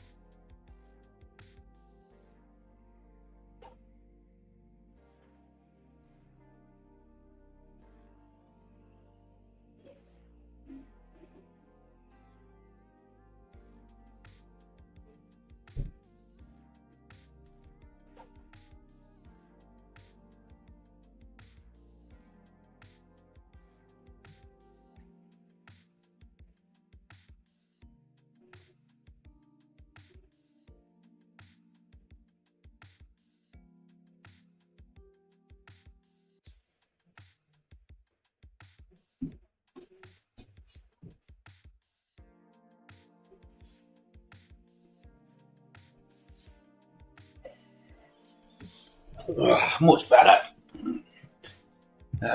Only problem is I did accidentally knock over my drink. It's a bit of a shame. Luckily, because it's in a cannery, a small bit came out. And I've got a towel in here still because we're still decorating. The can feels really thin. I don't trust that to take too many knocks. We got our Sonic brand. You can see it. Look, you're down here, aren't you? Yeah, our Sonic brand energy drink. Cool. Anyway, so yeah, like I was saying, so essentially that command there was actually designed to delete a lot of the walls, but you know, there is better ways we could have done that. When we get to the optimization, I believe I've got it set down here somewhere. Visuals, I'll probably add that as optimization, or maybe I'll add some optimization down the line, where rather than generating the whole grid of the room controllers and then each room controller then generating its walls and then waiting for itself to be activated as it goes down the chain and then deleting the excess, I could just do it so that it's like, hey, choose a room. All right, so times, right, room 90, so that's 0, well, it's 10 across and 9 down, times that workout's coordinates, generate the thing. And then, hey, from there, you're going downwards, okay, so generate the next room. And yeah, it might be better for optimization, but we will look into that later. Right now, it's not a necessity. I'm hoping these chats are working. I'm not 100% sure. I think they are. Anyway, so next up. So we had somebody come into YouTube then and leave. It's a shame. You know, they could be from somewhere that doesn't speak English to him, and like, I don't want to listen to that. The hell's that line? Oh, it's my bed frame. It's my bed frame. Anyway, so where were we? We were working this out. So Blast now still does its job. Room controller. Step.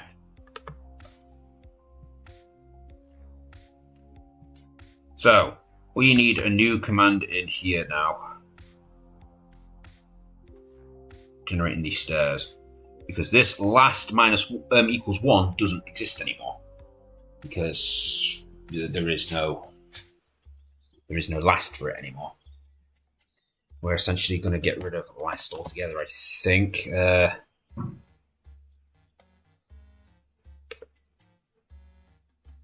if last equals 1, do that. Dungeon controller last, dungeon controller last, dungeon controller last. Last equals 1. Yeah, so we don't have a last equals 1 value anymore. So we can get rid of that.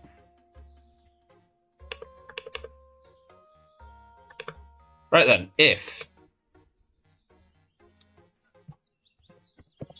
dungeon set a space in there so that way it could type. No, it's not dungeon, it's dunge. Dungeon controller dot last is equal to 1. That should only happen now if all variables equal that. Then it's to delete all the blood. No, it's not to do that.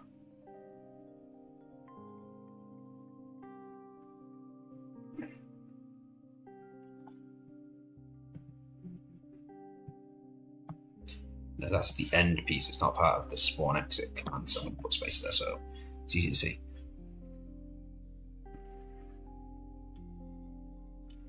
So, if that equals 1, do all this, I want you, I'm going to tab you out again, and I'm going to tab that in, and I'm going to put another line there. Should all be done. So, if the control equals 1, I want you to now select something from the last array. Right, so I want you to create a variable, exit select. I want you to equal SO3 plus SO6 plus SO9. I've used the wrong kind of bracket there. SO9. Add all them together.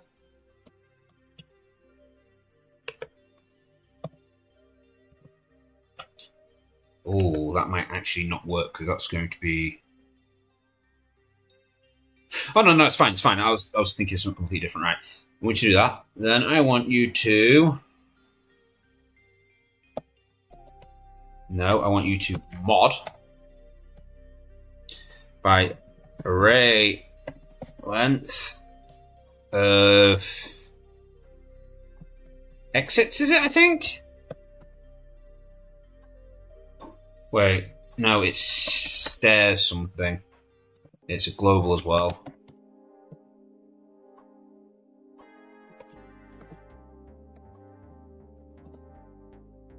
What did I call this thing? Global dot.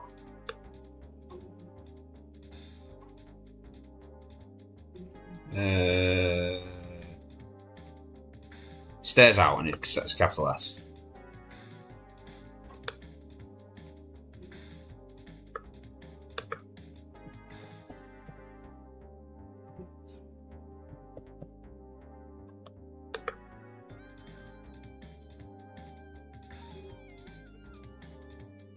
Right, yeah.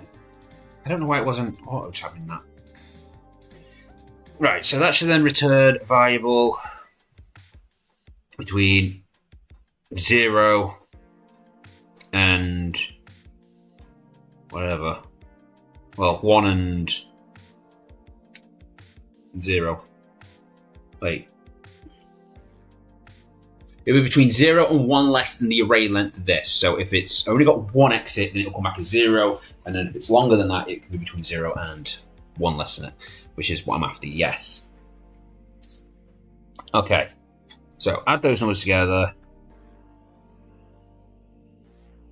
You know, I'm also going to add a little bit more onto this as well. Plus on. No. Multiply by global dot current flossy. So that one worked. So why did this one not work?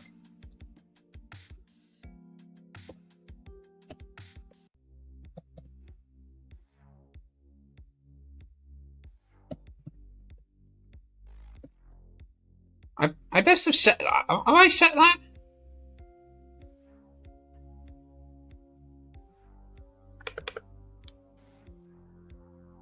Yep.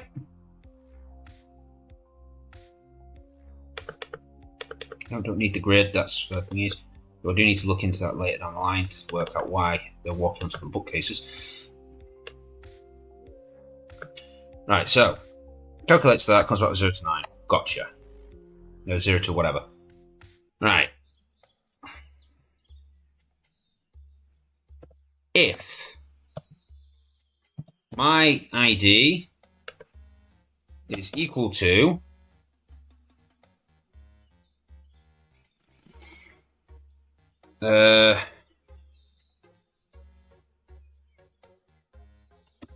global dot out brackets exit selected.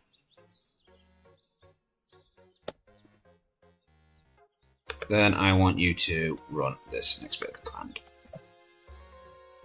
So that way now the seed will then choose what's coming up. The only thing that's got me worried, yeah, we should change that slightly.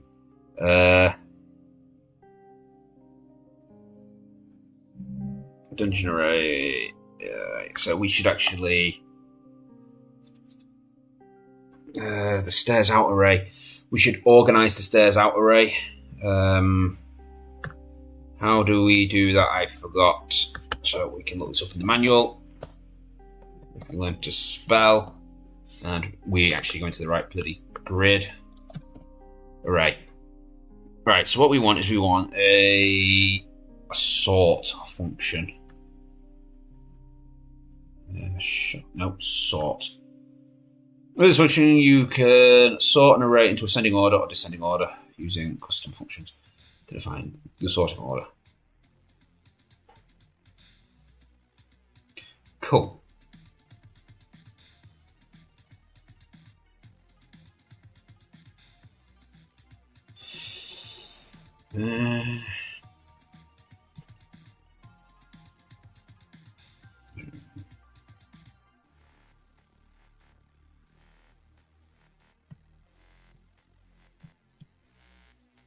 The value is returned by a custom function.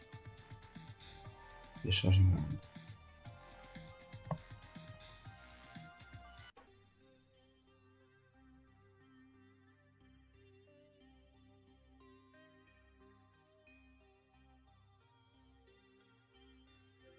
Okay, so yeah, that's not too bad. So what we want to do is do that. I want to add an array sort of global.stairs, capital S, stairs out, and I'm going to make it true. Later down the line, we might change that slightly so that we can go back and forth based on what the seed states. But right now, that will do. Just because we'll get to a point where, as I've said, when it comes to the generation of the rooms, because they're generating at exactly the same time, if it decides to generate room 10 first and then room 20 first at the same time, for instance, just throw these two numbers out, one run through of the game using the same seed, identical seeds, could be that it generates room 10 first, it adds room 10 to the list, then adds room 20 to the list. The second time it runs it through, it could potentially add room 20, then room 10. So if we add a sort feature first, then it's guaranteed to be the same order every single time. So it sorts the list now. It then selects one random, it selects a number, selects that variable. And if that's right. Yep, and if you equal that value, then you have to generate your exit. Hopefully that works. Here we go, we'll find out. Random. If two floors, no, it broke. So if two floors run this perfectly, then it works, I'm going to say. In the room controller, line 209. Not set before reading it. What was not set before reading it?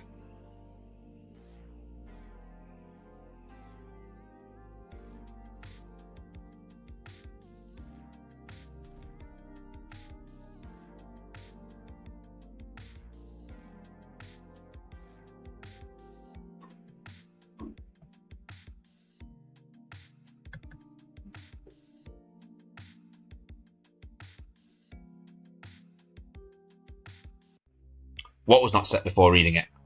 Why did it bug out on this line, not at this line?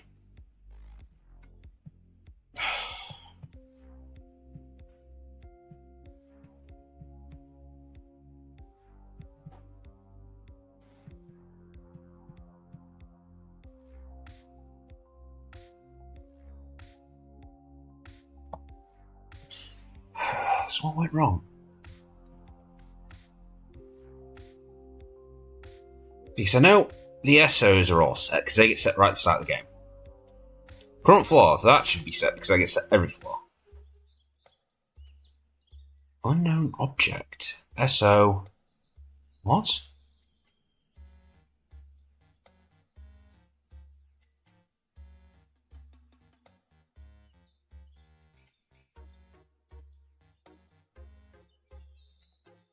What?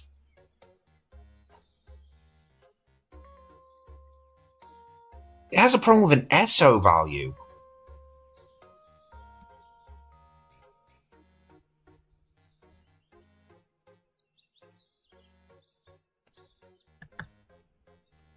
Why 209?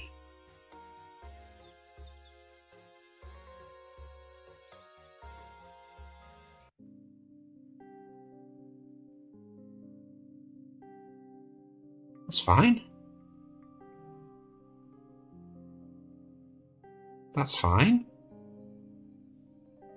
469.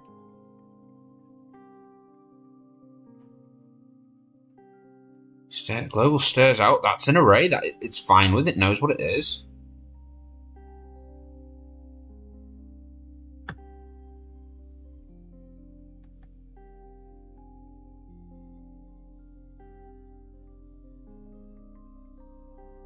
Stares out. It has a value. It has number 11 in it.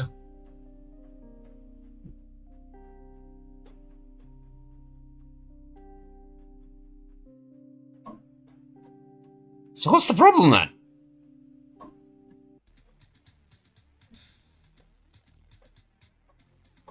Variable object, unknown object.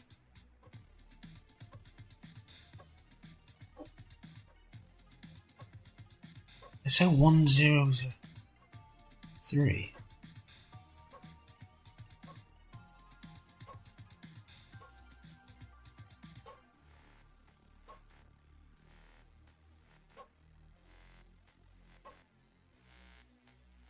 I like that says it's an array length of 169 when it's clearly an array length of 1.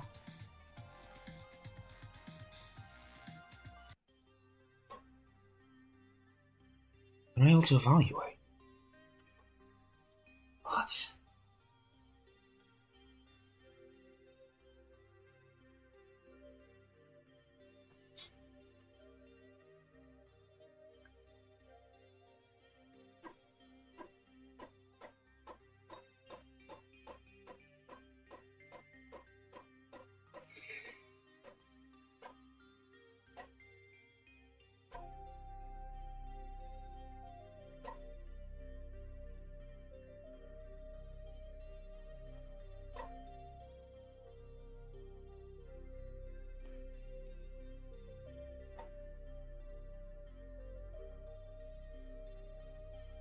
I don't know what it's getting at here. I mean,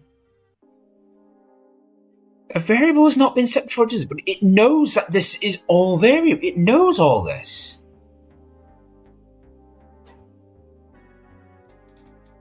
It looks. It's got answers for all of this. Oh, well, it's nice you saying what the answers are for these SO values. It knows what the SOs are. See, to me, it's values 3 is 10, 6 is 34, 9 is 23. So they're all set. Everything's set.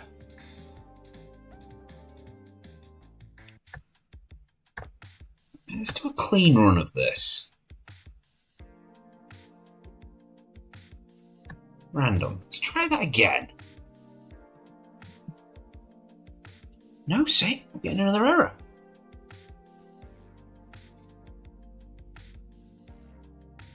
So whatever is not set. I'm just going to swap this to 100. We'll slowly narrow this down. We'll work it out. Oh, there's a double bracket there.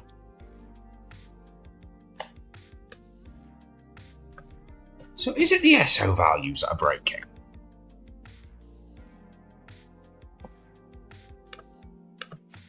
SOs shouldn't be breaking. SO's a... Yeah. So something's gone wrong with the SO values. What? What?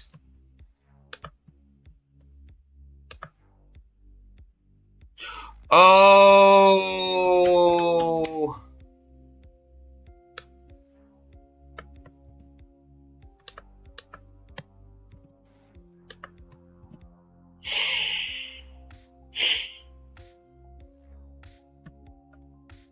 I'm an idiot.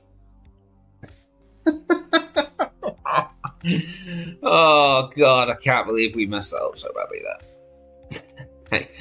We were using SO values, but not the global version. Oh god.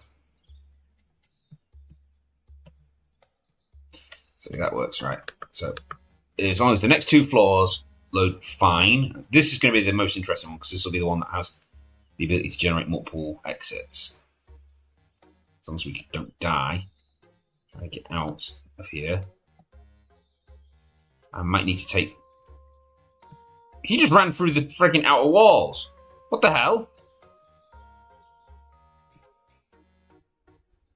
Yeah, we need to look into that and see why he did that. Right, so 1, 2, 3. We've got 3 different exits here. Right, let's explore up first. Right, up. There's a solidified room, and... Did we just get lucky there in which one we chose as an exit?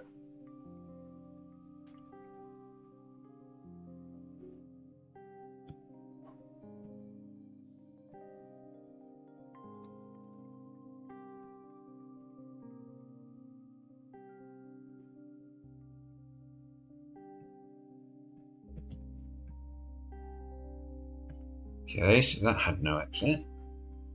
I want to look into the seed again and make sure it definitely... We're going to have to run it a second time just to make sure the seed is generating everything how it should.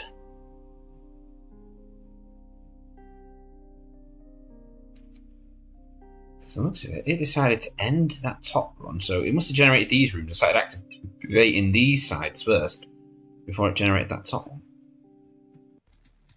Okay. So what's the seed? Barely read that. My start bar's annoying. Go away, start bar. Why are you even up? You shouldn't be up. You should be hiding when not being used. How do you do that again? Settings. Almighty hide the taskbar. Yeah. Why are you not selected? You should always be on. Right, so RS8. I should write this down. So we've got RS8 for space 70 FM. Interesting code. Wait, what? RS8 for space 70 FM. Oh yeah, there's only 9 letters in it. Duh. The hell?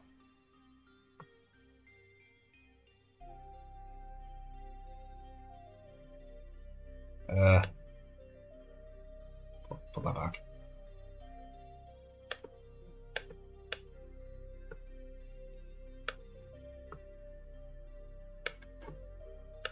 Compiler errors. You should be in here. There we go. Whatever. So stop. Oh, we could have just ran again. So it basically did that, came up, and then branched off 3 times. I got it in my head. I think I know what it was. Right. So new, random, quit, new seed. We need to make this look a little bit better as well. Right. So RS8 for space 70 FM. Space? Must have been a space at the end. I thought it seemed a bit weird that there was only 9. Why did I convince myself there was 9? Oh, I probably convinced myself that 0 wasn't a thing. Okay, this didn't generate an exit. Huh. I'll tell you why that didn't generate an exit, and I know exactly why that didn't generate an exit, because we fucked up. We really fucked up there. You see, because what we've currently got is it makes the exit. Let me go to my setup file. Alright, so it makes the exit, right? It does the stairs out. This thing right here. But it never resets it. Ever. So what we need is we need it. So if we go into the pause menu, actually there's a thing for this. There's a reset command somewhere. There we go. SC sub. This resets everything.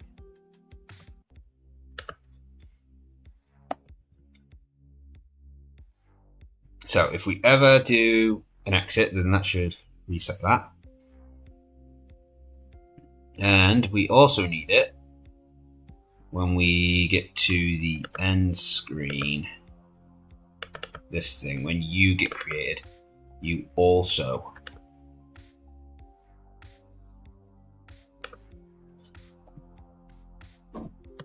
need to do that. I think.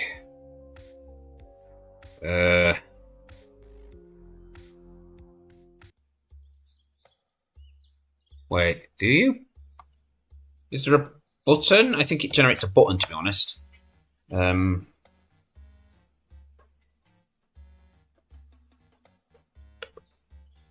Which will probably be in the main menu buttons.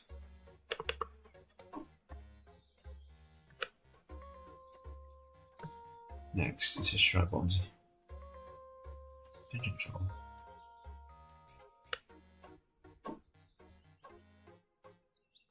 What? Does it do it when we enter the stairs then? Stairs. What do you do? How do you work?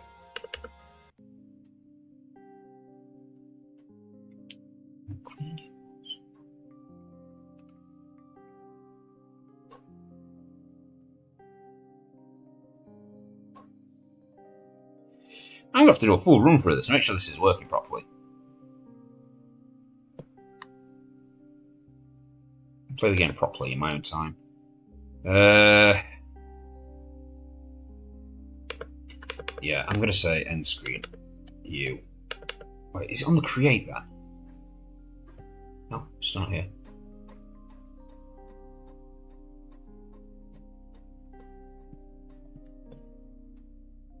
I'm going to say just reset it there then.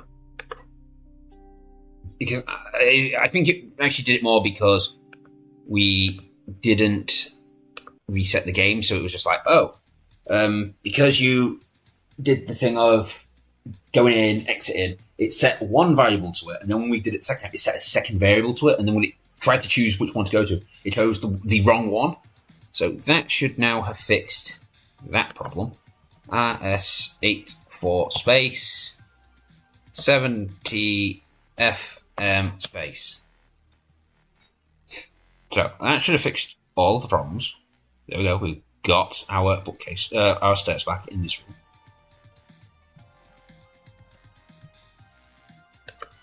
Which means it may have chosen a different set of stairs now because it would have had an extra variable. Well, this is different.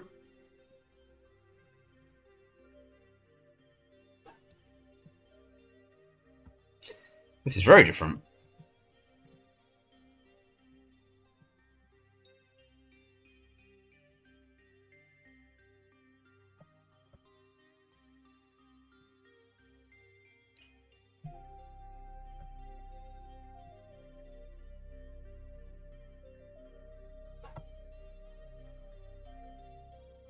Yes. Okay.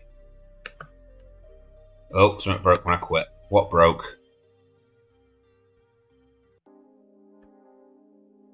What?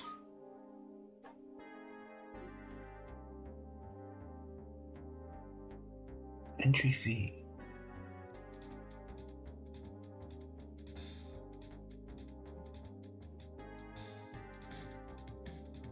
What? The heck's that chain? Why did that break? Whatever. New seed. RS 84 space 70 FM space. So the only things that should really be changing each time is the book layout on the shells and the amount of coins you generate, because the coin generation from chests is, I think that's random as well. I know the bookshelves is definitely random, so yeah, this seems to be generating the same way again.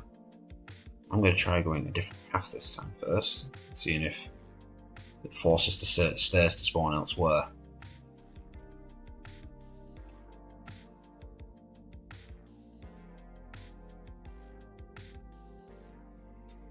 It doesn't look like it has spawned anything in this area.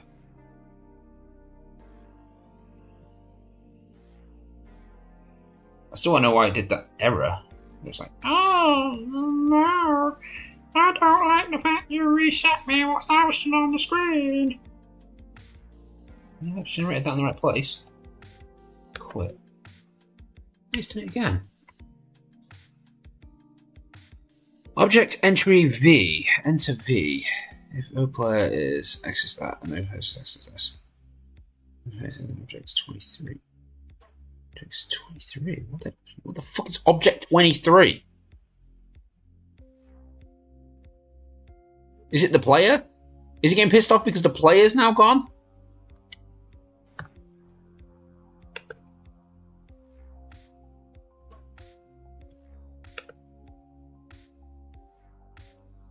I think it is. I think he's getting pissed off because there's no player. Fine. So stop. Get rid of. It is the entry H and entry V. Alright, so we'll just tab it out. If instance exists object underscore player, then you can run that command. Let's see if I actually set that properly. And then do the same thing for V.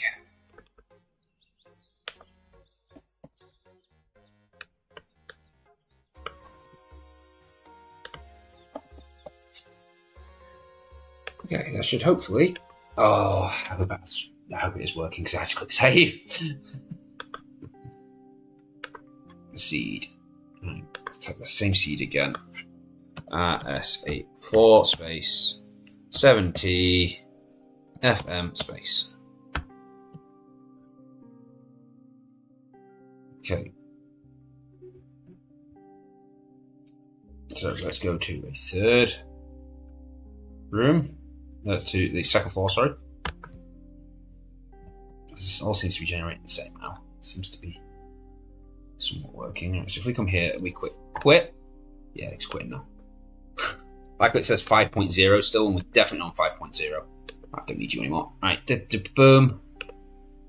So, where are we? Not set up. Main menu. It is settings, I believe it's in. It's not. It must be then. Is there a room controller? Or is it the button controller that does it? It is. It's the button controller. So I didn't update that last time we did the 5.1 update. So it meant everyone who was looking at the 5.1 update was probably like, oh, it's still 5.0. Right, so we now have the ability to split rooms. Hallelujah. And the endpoint generates. However, there is one thing I've been saying now for a while we are going to do, and we've not really been doing. We've not looked into you, and why you are not facing the right direction. Right then, so if face is equal to 1, you turn that way, else you turn that way. Okay.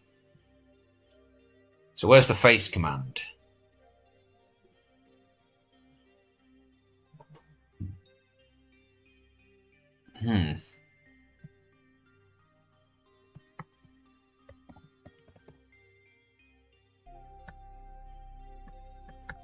That's the only point face comes up in you.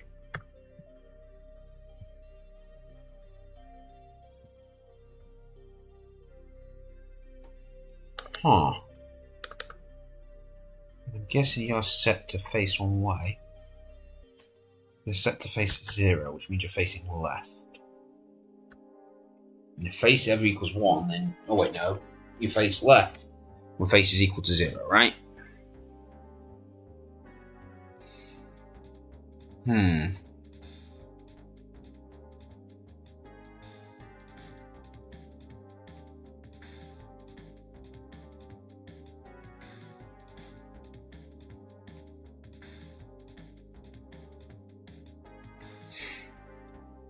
Okay.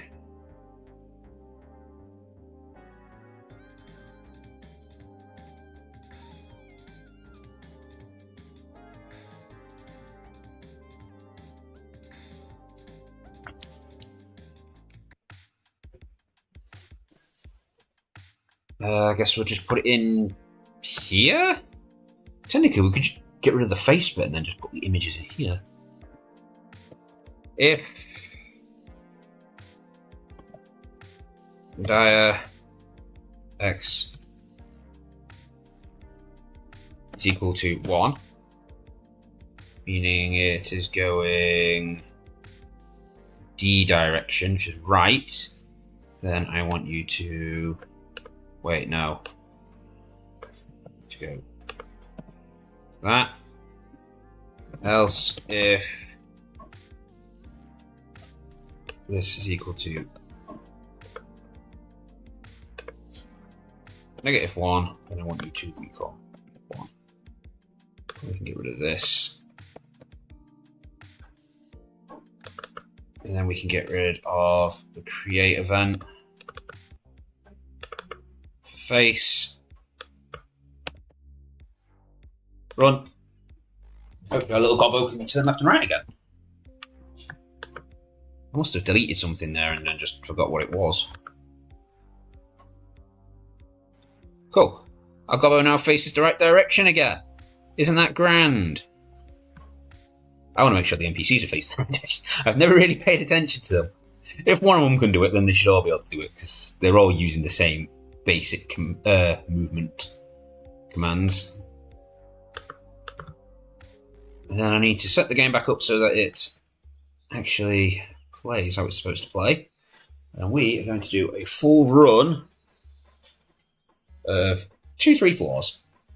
I'd probably say 3 floors. See, he didn't face that way.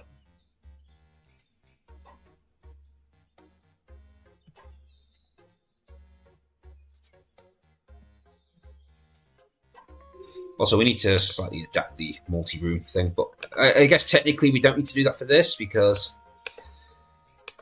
this update was just, can we get it to work? It wasn't, can we make it go certain directions based on certain things? It's just get the function to work. But why are you guys not facing different directions? I think you're all set to have the sprites to do it. Sprites, characters, Archer.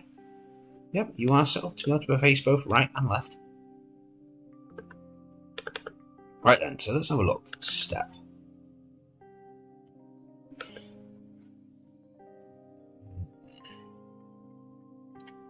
I don't actually see anything indicating your movement to change your image.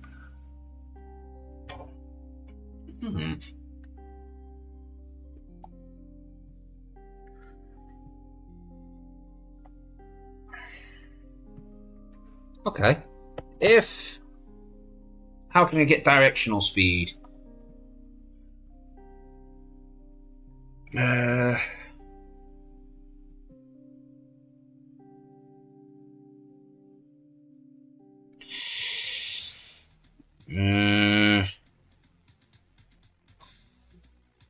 All this is in a game maker have a certain built-in property that can be used to govern how to look and behave. No.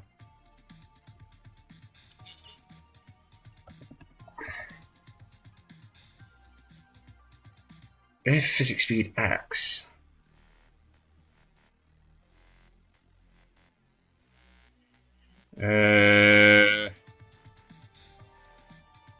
Yes? This railroad can be used to get the change of X, Y, Z instance in the air sector. It's defined pixels per second. Right, that sounds good. Right, if this is greater than 0, image index equals 0.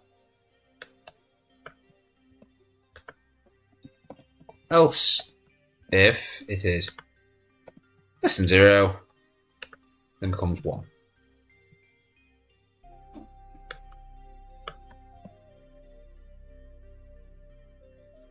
Right, I'm going to put that on both that and the Paladin, because they're the only two NPCs that can spawn in the very first area. So that should then tell me, just by observing them, if their movement is indeed changing their direction. I like how we've gone back to NPCs when we're on the dungeon building episode. Our very late dungeon building episode. So we were very late starting today. Just because of things that were out of my control. Let's find me an NPC.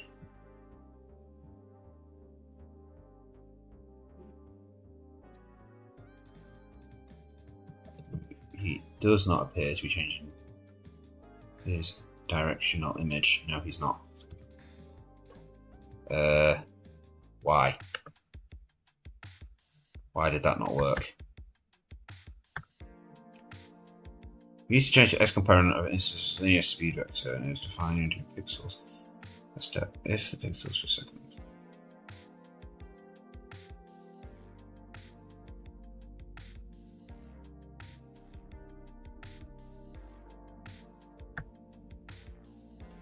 Okay, let's look this up. I typed in speed and that brought me up the physics speed.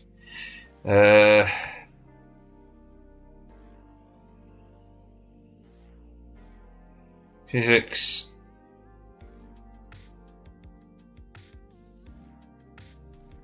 speed X. This variable can be used to change the X component. This is linear speed and it's defined in pixels per step or pixels per second. I'll say this statistics increases.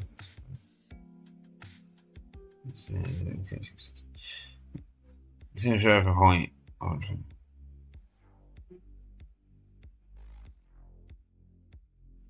Check the component of the linear speed vector. If it's anything other than this, that's what I'm after. The zero can be used to get the change in X component of instance.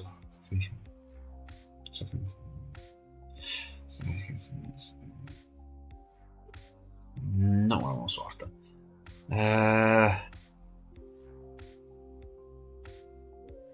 Not image speed.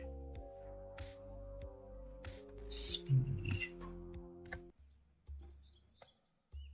Let's see ability approach. Okay. It should be H speed.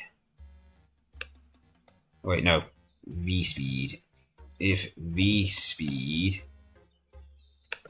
is greater than that, and I'm going to do the same thing here again.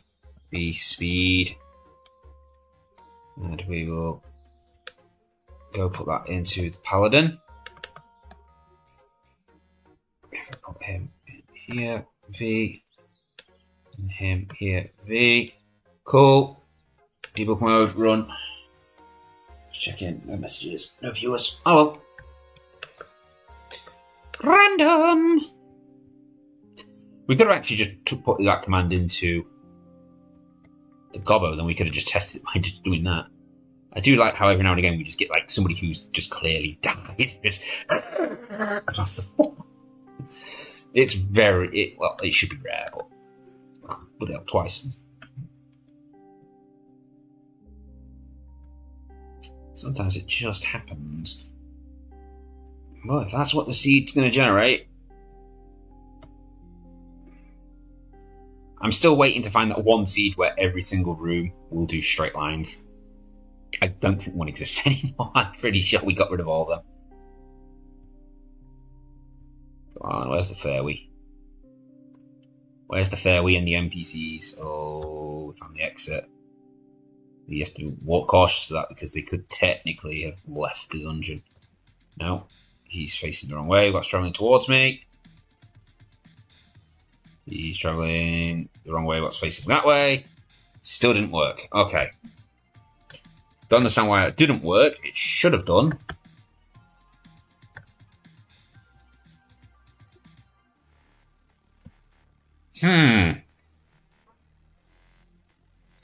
View speed is a built-in property that all instances have that defines its vertical movement. Horizontal. I still don't think that's going to fix it, but horizontal. Horizontal. Right, copy this. Go to the player. Go to our step. I'm going to double line that out. I'm going to double line that out. I'm going to paste that there. At least then we can at least look at it ourselves and see, does it affect us? No. See, it's not doing it.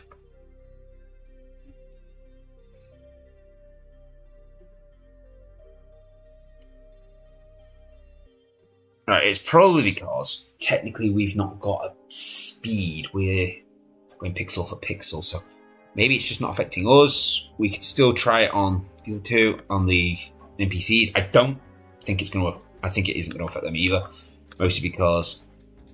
Oh right, we disabled that, didn't we? Yeah, I don't think it's going to affect them because we have. What do you call it? We have precedence. Not precedence. It's not going to affect us because we don't actually have a speed. We have random movement based on controls, which is just adding and minusing. Is it giving us the same random as last time? So if I know, the fairy will be over this side.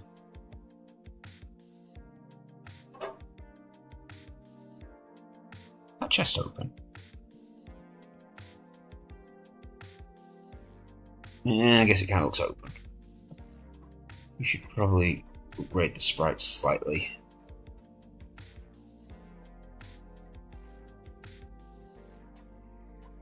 Nope, still hasn't done it. So why are you guys not turning with your movement?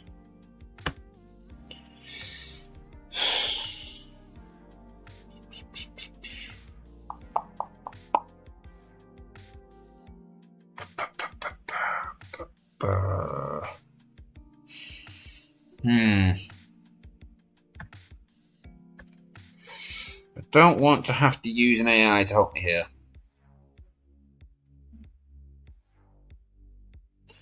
I think speed might be a fixed direction.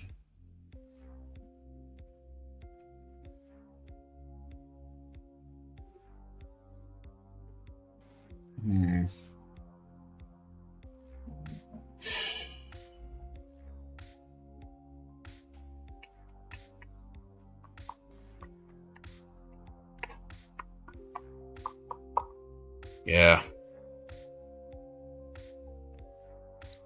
Oh wait, no.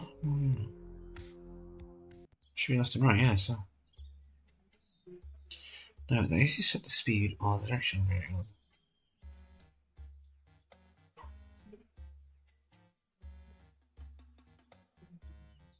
I've got no idea.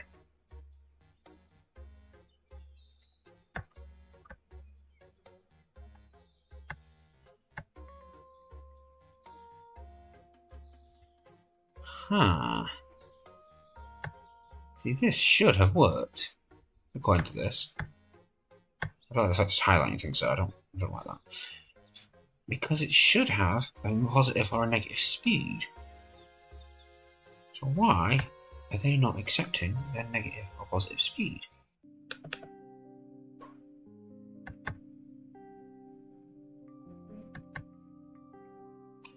It is image index, not sprite index, right?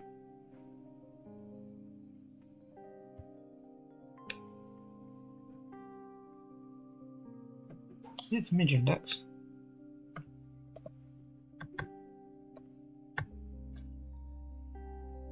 Right, let me think. Right, there is another way I could get this to work. It's a little bit more complicated.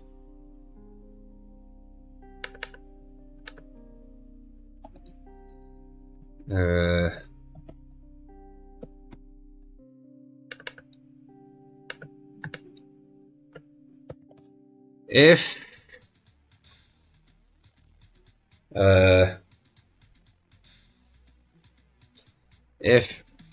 dia is greater than or equal to x,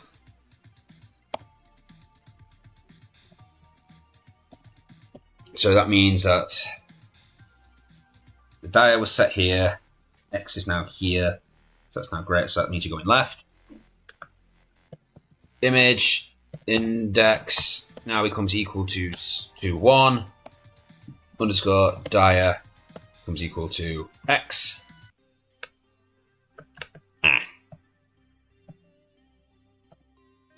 Else if, yeah, so it doesn't run it twice. And we run the exact same command again. Now we say less than, we don't want less than or equal to, we want just equal. We want this. If that is less than, then you set it yourself to 0, and that should give you left and right. I mean, it does make things a little bit more clunky than what I would like it to have been, just because this doesn't want to work. Just have a check up there. Nope, that one person that we actually that jumped in there for Facebook has just left. I guess they don't like the fact we're doing this. What? Oh, because we haven't set a dia in here, have we?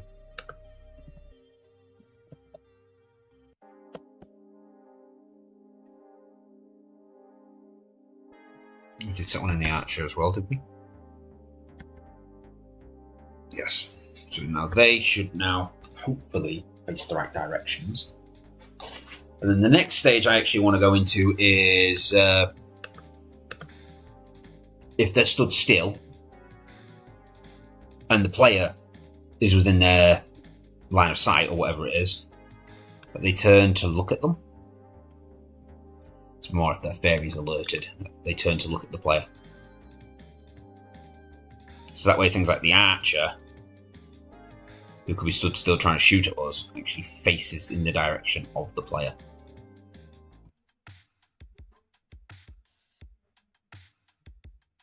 We need to do something about this triple splitting room every time.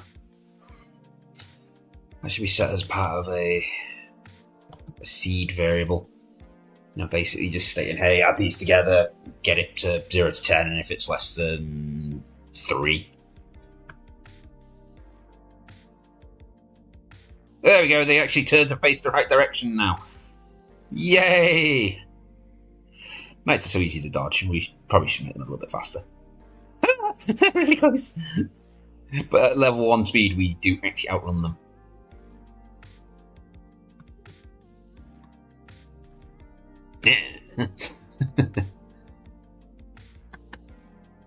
Okay. So we're going to use this command now, and we're going to put this on the end of everyone's script. Because that, there is way too many checks. It does allow for them to face the right direction now. Oh, wizard doesn't have a beard.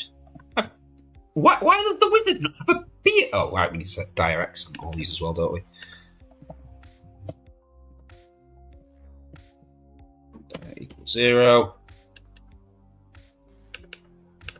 Yeah, why does our wizard not have a beard?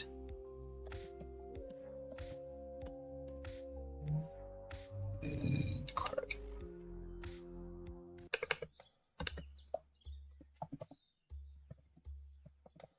I forget to put the underscore in. Okay, so the left-right commands now work on them. Now we need to set up the archer, the ability to stand still and face the player if he is alerted. That shouldn't be too hard. So, else if underscore this is exactly equal to it, so it means that they're stood still. And, oh, not percent. Where's the and? And. My fairy, wait, or is it just fairy ID? It's fairy ID job. Is equal to 5, meaning they are alert now. If your fairy ID is equal to 5. Oh, why have I got a double lift there?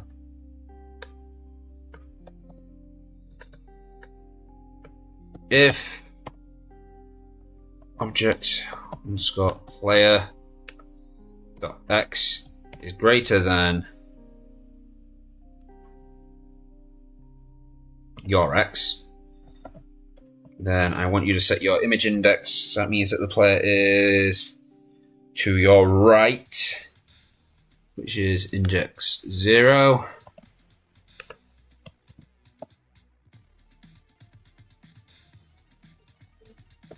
Else index 1. And the only, well, actually 3 characters. Cleric does the same thing, don't they? And the wizard. Oh. So now when the wizard, cleric, or the archer stand still, and only those 3, if they stand still and the player is in the alert range, which we hopefully can go check now, then it should. Oh, somebody missed me. Q Benny Hills, he burnt it. It's a possibility. Thank you for joining us, Morgan. It's nice to see from you, hear from you, read from you, I guess. Oh, no. Right then, let's see. Is the archer now capable of standing still? Yeah, we need to do something about this being able to multipath so much. Right, why did he choose to run over there? Yep, he can now turn towards me while stood still. You went a bit of ballistics there, and at the end he's like, oh, what? But he's at least working now.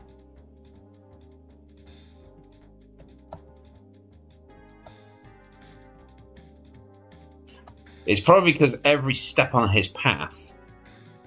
Yeah. I think it's to do with his pathing.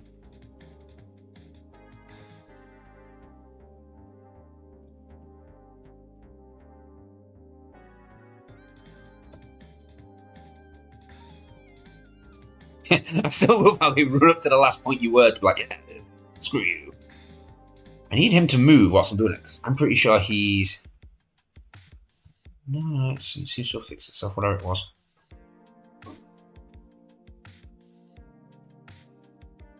Fairy's doing one. He's still shooting. Stupid goblin. Well, they seem to be working now. Right, so let's set some of these things back to being invisible again. Let's see, so we've got dungeon stuff. You should be invisible. Message. He is consistently paranoid, so when he's trying to sneak up. I would be too if I was a little archer. Invisible. Why are you persistent? You don't need to be persistent.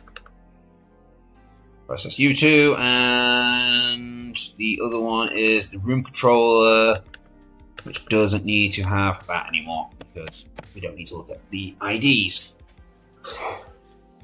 Oh, back's killing me.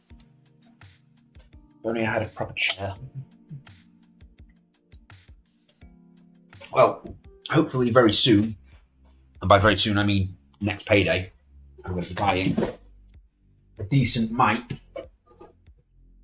And when I buy that mic, I will then be able to use my actual recording room rather than using my bedroom. So let me just there we go. Right then, so dungeons, they now spawn multipath and everyone now faces the right directions. Next, we need to put some limitations on this multipath.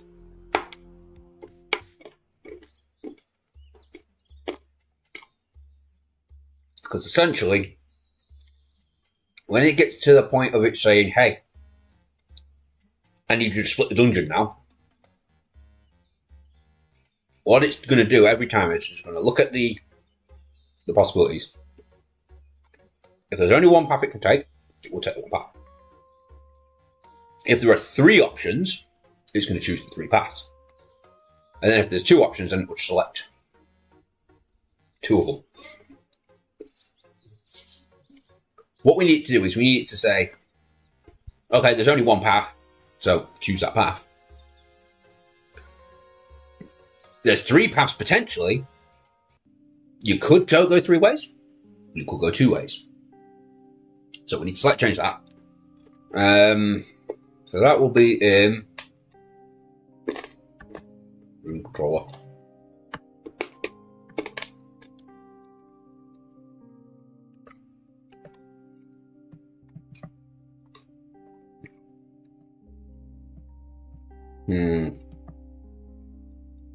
Where's the new split commands? Where did I put them?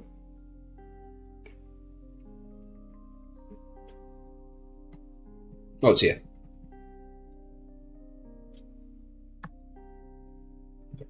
Here.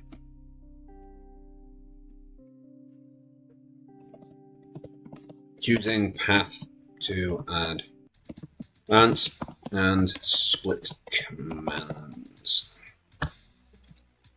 So yeah, so essentially the only one I want to change is this if there's 3 options. Just so that it could potentially do 3 or it could potentially do 2.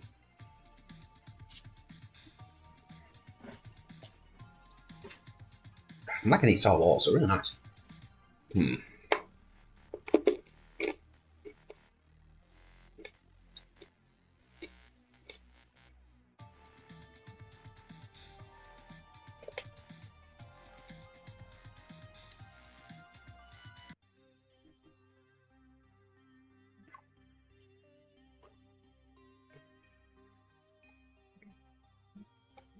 Okay.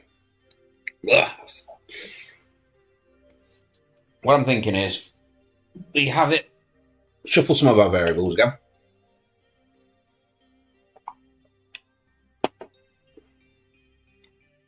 And then roll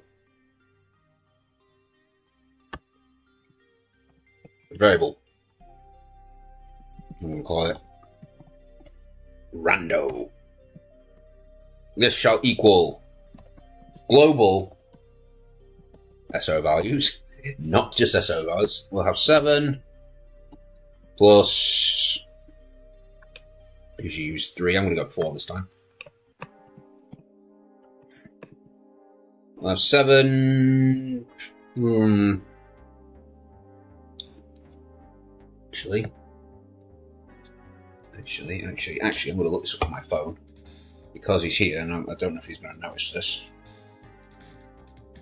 Let's look up this particular point. I know roughly when it is.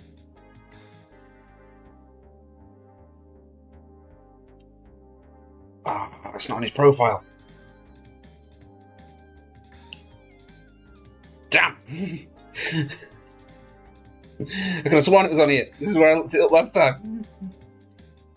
It's like the 30th, I think. It is, it's the 30th. So I'm going to say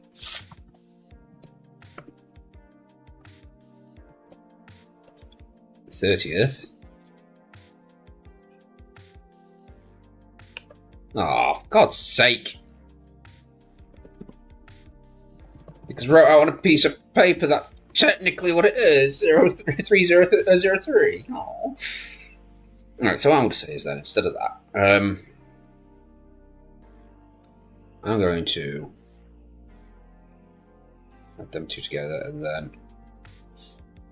we will multiply them together here.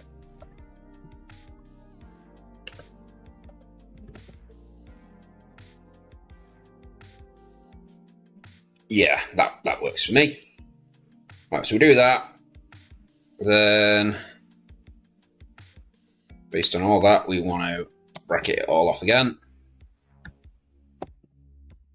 We don't want div, we want mod 10, so it comes back 0 to 9.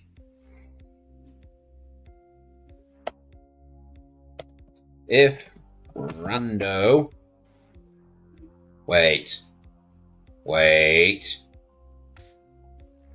If we do that calculation, then every single room will come out the same number, so it will always be the same. So, global dot current, no, there's no underscore there, floor. Oh, there was an underscore, for God's sake.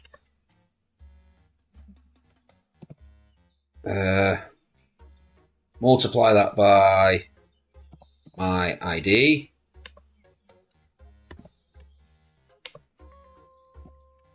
Times the square root of a can of mustard. Plus that on. Cool, now that has a shifter. Right, so if rando is less than or equal to 3, then do this.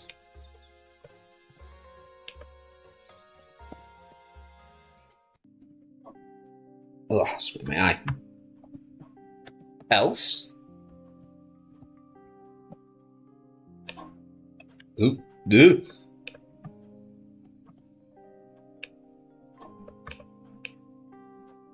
I want you to then run this command instead.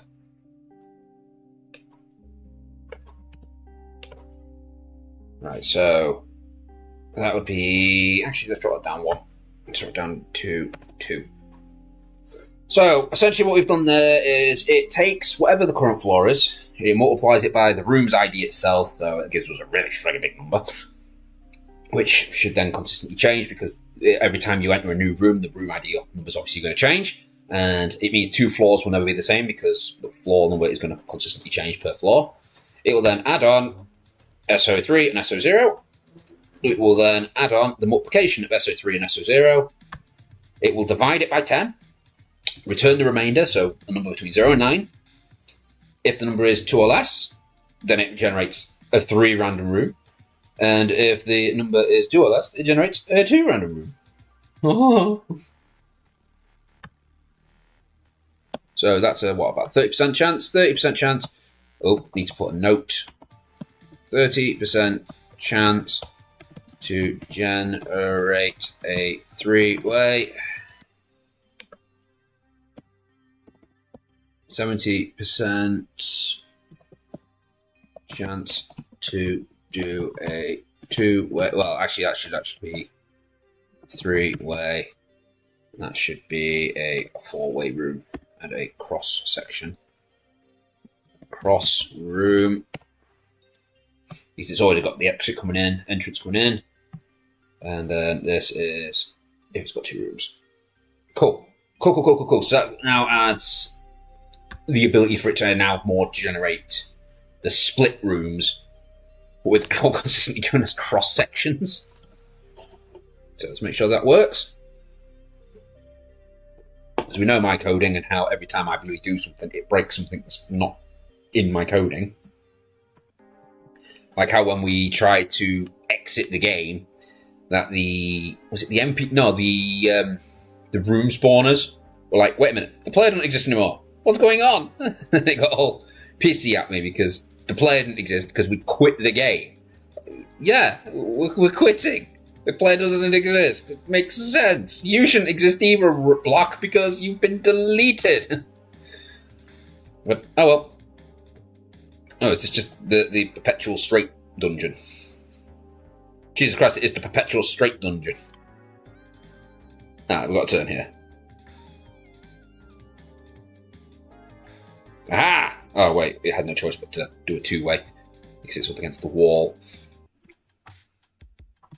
Well, there's the exit. Let's go to the next floor. We need to remember to turn on the 30%. Oh. Oh. What went wrong?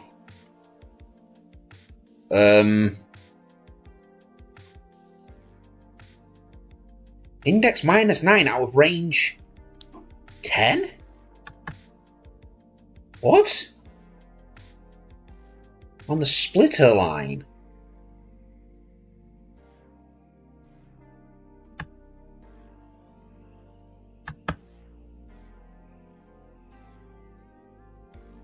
What? How did it come back a negative number?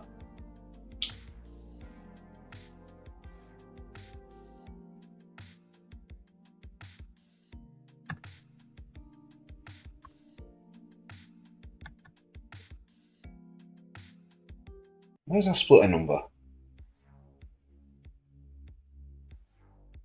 Splitter is -369. How the fuck's it done that?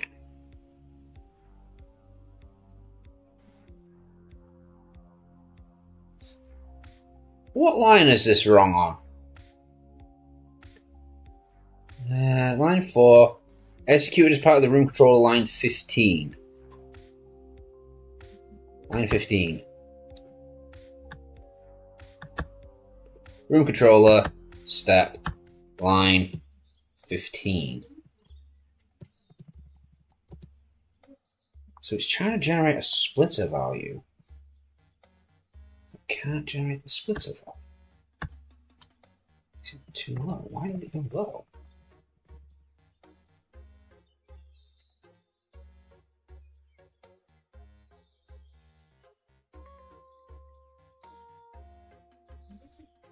Oh, I see what it's done. Right, so it generated the -500 there for being a three-way room, then generated another -500, so that would have put it under 0, which it can't do. So if I do that, it should fix that problem. So it was going to generate a 2-based room. It just... Oh. Well, I'm glad it highlighted that to us. At least it's not trying to do double rooms anymore. However, I have noticed we've not had anyone where it's tried to generate false doors again. Where it's, you deleted that part of the wall that it's supposed to have a wall there. There is a massive bite on the back of my head. Right, all my fingers. Right, it's bang in the centre as well. Oh, this generated a 3-way. Okay, it might have just got lucky. Let's keep searching the dungeon. It could have split again as far as we know. Generally shouldn't do, because I always want to check the back sections just to make sure that it hasn't tried to generate further. I mean, technically, there's nothing stopping us from doing that, having it generate the stairs in the middle of a section rather than right at the beginning of the dungeon. You could have a 2-way going from the dungeon start. I mean, it wouldn't be too difficult to include that. I mean, there is... We could always have it so each room has... I don't know, what's a 10% chance? See, the 2-way. That could have blocked itself off, though. I think it's generally working. I'm not seeing any problems. Right, let's take those stairs and go up and see if it's going to generate that same error we got last time. I think it only did that, though, because, like I say, it tried to generate a 2-way room after it had already generated a 2-way room, and it majorly crippled it.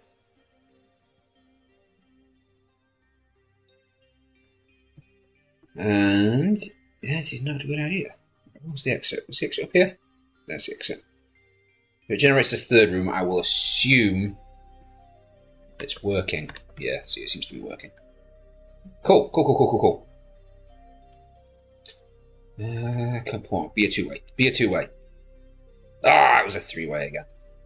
Am I just getting really unlucky with these rolls? Or are they not working? Ah, wizards! We got wizards already? Wizard, no! Go away, wizard! Go away! I really do love how they chase you right up to the exit. Come on, generate another two-way, please. Just so I can see that the two-way generates. Right. Let's just make sure there's nothing in that room above that. I need some kind of walk-through wall code.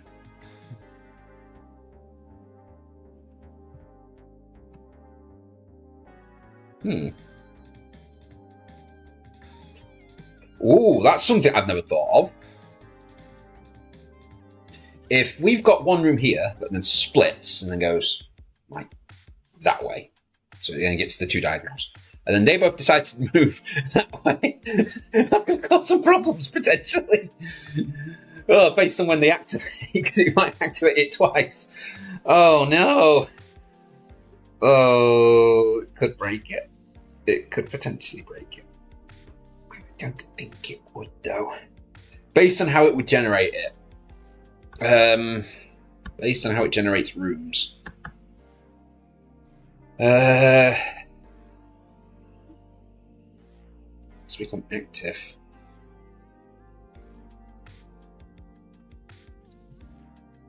That's what I'm worried about. Well, I know it can't become active twice.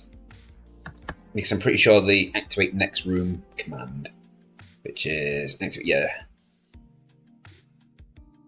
yeah, it has to be on 0, so it has to be non-active. So it can't be activated twice. We've got that. Okay, we were clever enough to figure that out first. Well, we would have figured that out for doing spirals. Yeah, but what I'm worried about is if 2 rooms activate simultaneously, and both of them not. But then again, I guess it would kind of work out because the coding in here does dictate that the first thing it's to do is to look at all the doors in its open list, and previous rooms then generate into it and say, hey, this door is open because I just opened you. So it could technically have those 2 diagonal rooms both active at the same time, both tell it, hey, this is the entrance, and then it looks and just goes, okay, both of them are open. Then we could have a little circle. Because that's what I was going to get at there when I was coming up with more ideas just a second ago about generations, is having the ability to loop. That would be interesting.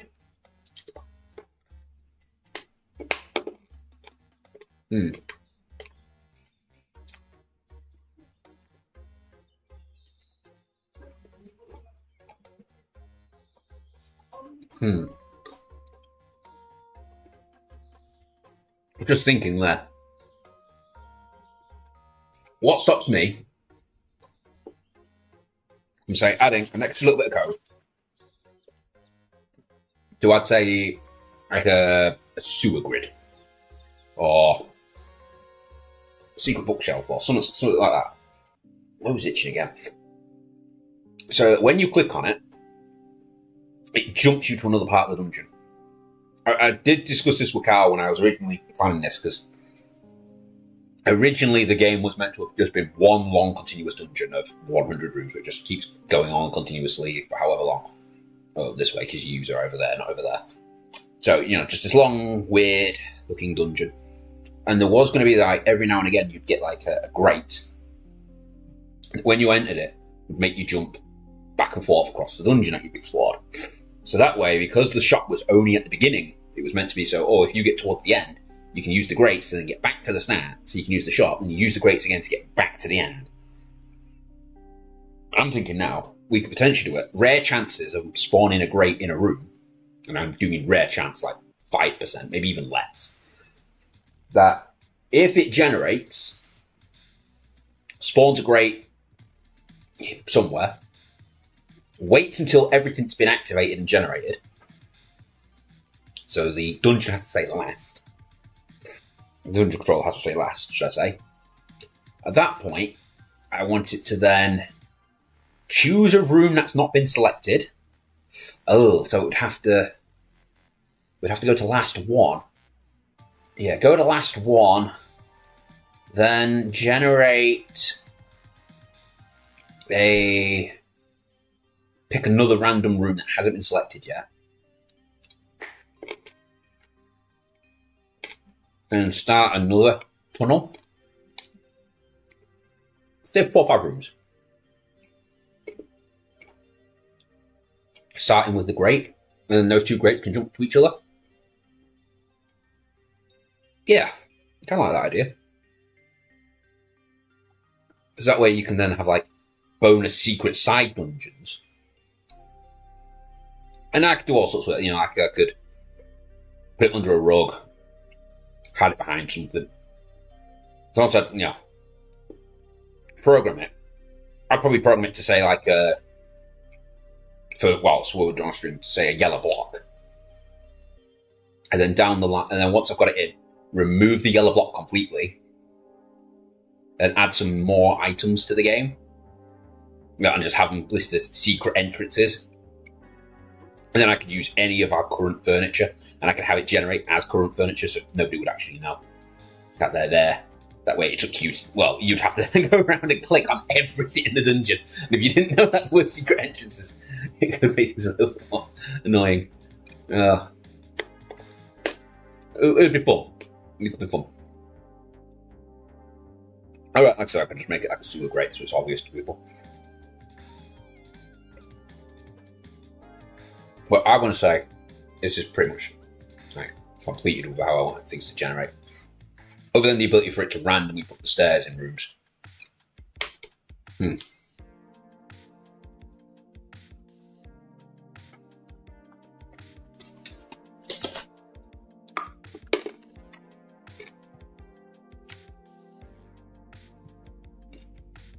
Yeah, I could do it.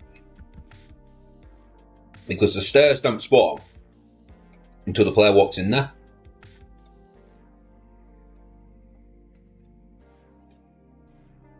So I could have it do it, so every time a room gets activated, unless it's the starting room, it has a low odd adding itself to the spawn list. That way, there's one random room midway through the dungeon. It could even be the second room in the dungeon, technically. One random room has the stairs in it. So that way it's not always at the end of a dead end. It could literally be like, here's the stairs, and immediately you could go up. If you were the adventure party, you're not going to walk into a dungeon and go, oh, we're walking into it, and we're going to go down this long tunnel, then it's going to start splitting and branching off. The very first room you walk into, where you've entered the dungeon, could be a four-way junction. And it's up to you to decide, oh, well, guys, let's go this way. So, make things a little bit more interesting.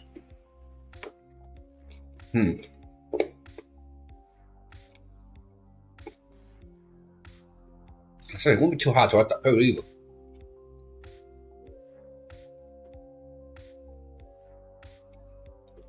Well, combine the floor with the dungeon, with the room number. A couple of random numbers from the seed. Well, a couple of fixed numbers from the seed, a couple of random numbers from the seed. Combine them together.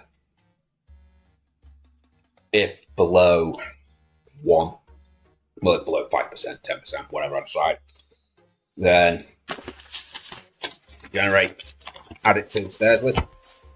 But just because it's added it doesn't mean it's necessarily going to do it. I can say because it then randomly selects from the stairs list using the seed again. We're on to snap 2 already. Jesus. I can't even open it. Why can't I open this? So we've had a little trip down to the American Sweet Shop today.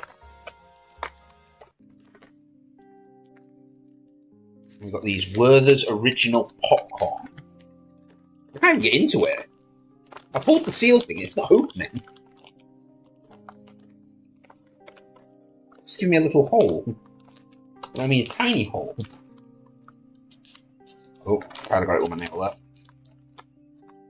So we'll try this. It's just like when me and Kylie stream together. We just used to buy American sweets to start with and review them. There we go. Oh. That's nice. Smells like coffee. But then it should be, it's like a caramel popcorn. Was it? Are they supposed? Yes. Pretzels. I didn't realise it does say it's caramel popcorn, sea salt and pretzel. No, nice. I like that. I have to go buy that. Just about like £5. Right.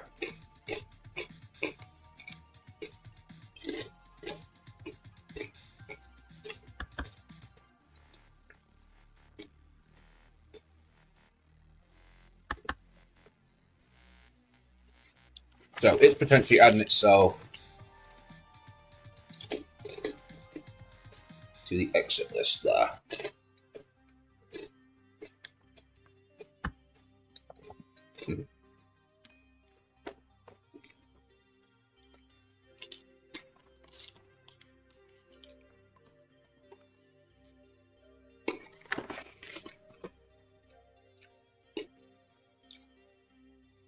Right, if we put it in this bit, then we don't need to add that if not start bit because it's already doing that. Right.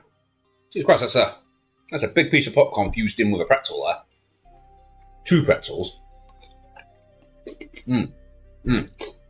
Delicious. Right.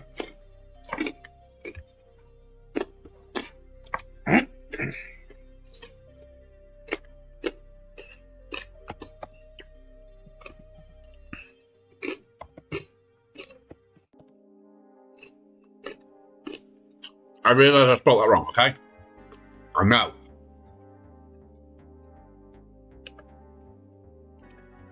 Or is that now spelled wrong? I'm going to call it possibly. Yeah, whatever. Possible equals my ID modified by global dot current for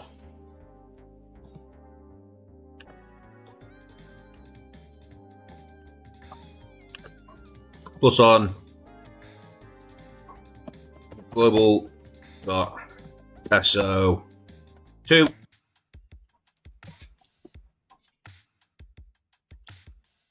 okay.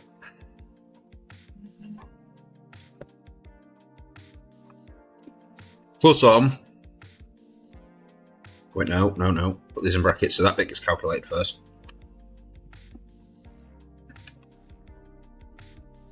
Plus on SO global got another SO value. Now this one I'm gonna have as a shifting pattern. What I'm thinking is global dot current floor times by my ID. So it gives us a stupidly big number. And then mod tenant. So then that way it will be a shifting number. Every single room, every single floor should come back a different SO number and return it in and add that on. So variable blah blah blah, put that on. So we should get some really big numbers here.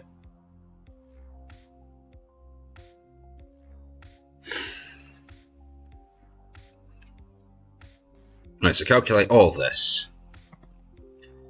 Then I want you to take that big ass number. I want you to mod 100 it.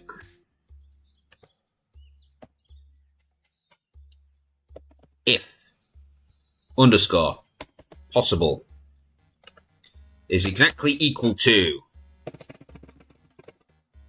34. If it's equal to 34, then I want you to add yourself to the thingy list. The split list. No. The exits list. This is what I want. I want you to add to this. If possible is equal 4. Add to this. Add to the exits list. I want you to add my ID. Wait. Is it exits? Or is it global stairs? Global stairs out, isn't it? Global dot stairs out gains the ID. So it makes this random number. If that number is, be honest, that's like a 1% chance. And even then, it's actually probably less than 1%. I mean, what are the odds that that calculation is going to equal 34? Let's just say this is 1. So 10. So 11. So room ID would be 6. That'd be 66 plus this ID plus that, so 1 times 6 is 6. So SO6. Yeah, that's like not even going to make 34. Right, so I'm going to say if it's less than or. Actually, we'll say if it's greater than or equal to 90.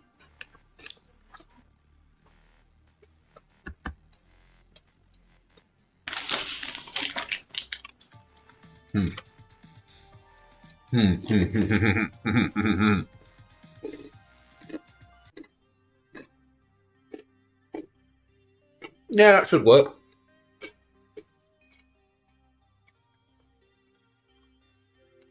But even though you're going to potentially get some really, really big numbers here,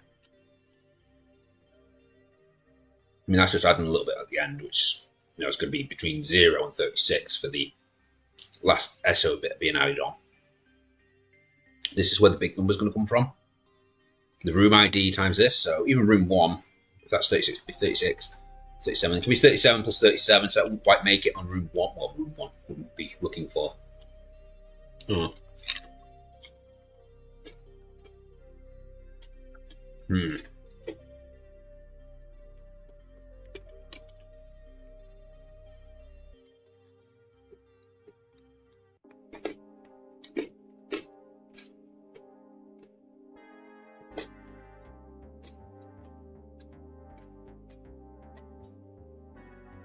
So what I was thinking there is, with low seed numbers,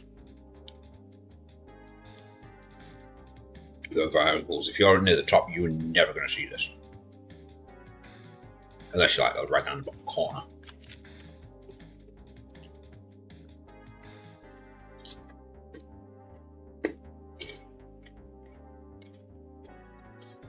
Okay, yeah. Based on the fact that I'm starting to realise that that's going to be really hard for it to ever pop up.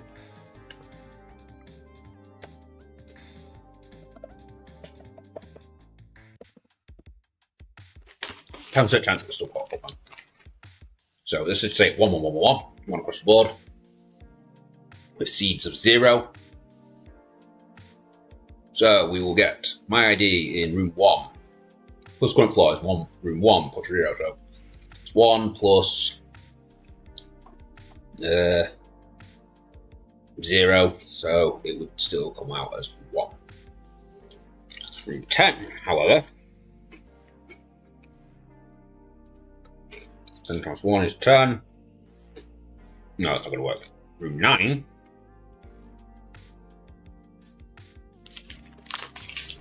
Yeah, room 9 was marked, is it?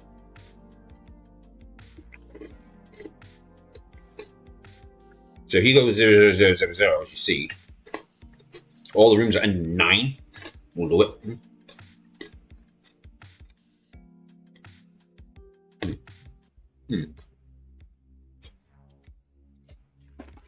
Then when you get to floor 2, however,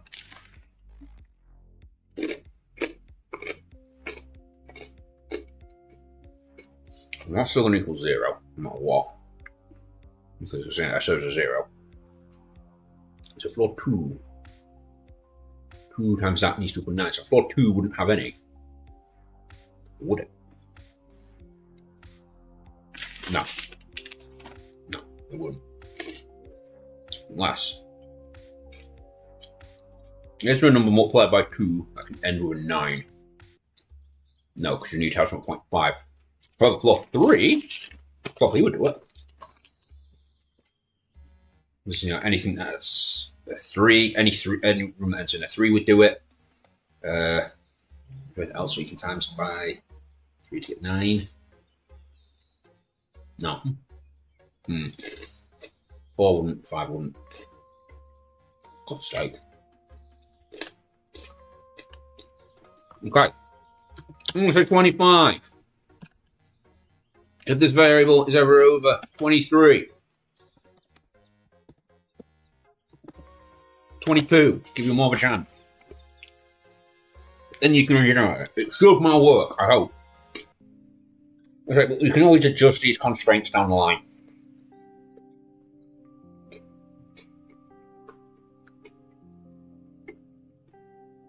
Okay, so now stairs can generate randomly throughout the dungeon, potentially, I'd say. Just because it decides, yeah, add this room to the list when it gets added to through the dungeon, doesn't necessarily mean it's going to be the one selected, because it gets added to the list and then it randomly selects one off the list and says, yeah, there's the exit. So, random dungeon, now spawning. What time is it? It's 5:15. We're going to be doing tea soon. So I think that's probably going to wrap us up today. So it's been a bit of a slow day for us, and we started late because, we had jobs on. But the dungeon does now randomly spawn. Well, no, sorry, it doesn't randomly spawn. The dungeon now generates random splittings within the dungeon, making the dungeon a bit more complicated, a bit more complex, giving you branching. It's not just just follow this line all the way around, and oh, there's the exit. Now, it could be anywhere. You could get down there, you find a crossroads, one of those paths could lead off to another crossroads, and the dungeon could be somewhere over here. You could run down this path going this way, and the exit's over there. Well, I'm trying to show it here. So you can follow the path for like going up here and come back and over here. And, but actually, you should just go. So it makes things a little bit more exploratory. It also means now then it's not a case of, hey, if the NPC's behind you and you've managed to get around them and carry on, they could still be a threat, because yes, they could follow you up the path and you might have to back. Well, at any point you could backtrack into them because you had to go back to explore another path because you went the wrong way. So that makes things that makes the NPCs a little bit more deadly. All right, and we've also added, so like I said, the stairs could spawn randomly throughout the dungeon now. There is a small chance that they could. I might actually change that down the line. I could always just make it a multiplication of how every single room could potentially get them out. But yeah, you never know. So, it should be interesting. So, over the course of this next week, I'm probably going to add the dedicated rooms, the other bits that we meant to get on today. Where's my idiot page? So we still have some bits from the 5.2 update. So what we're going to do is we're going to take this bit. I'm going to put that there. 1.1 plus. And we're going to take out that bit there now. Because these are all bits that potentially are going to be coming into the game still. We've already got the multi-exits. And that is it. So, as we've shown there, over the course of this week, I will continue to add some of these other features that I wish to add. Why is it that that's a massive line, that's a short line? I don't know why I was doing that. So, it's going to be things such as when you get in close to... let me go over what some of these things mean. Oh. So, defendable essentially means that the NPCs are able to defend themselves. So, such as the rogue does his teleport attack and then he has to stand there for like 5 seconds doing nothing, waiting for it to recharge, can't do anything to retaliate. So, I was thinking of maybe adding some bits where he can maybe stab again. Possibly not. There is also going to be the capability of adding additional attacks for them to have. So the wizard, every now and again, rather than casting Fireball, could also cast Force Electric. Whether it be on the same cooldown, it's, hey, you can use one spell or the other spell, so you don't know if you've got this Fireball coming towards you or if you've got to have this cone of electric just splaying in front of you, where it would have been a lot easier for you to move up them rather than across. It also allows for things like our cleric, then can also not only heal, but can cast smite. Defendable also means that the cleric needs to have her healing capabilities put in. We've not quite added them yet. They're on the back burner. I do remember I need to put the healing in.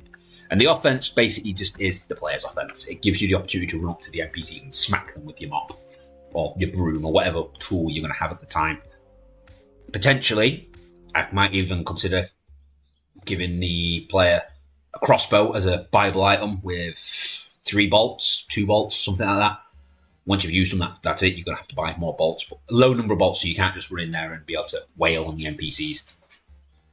But essentially, once this is in, the defendable needs to be added because the NPCs, they're going to try and heal each other. Well, the cleric's going to try and heal them.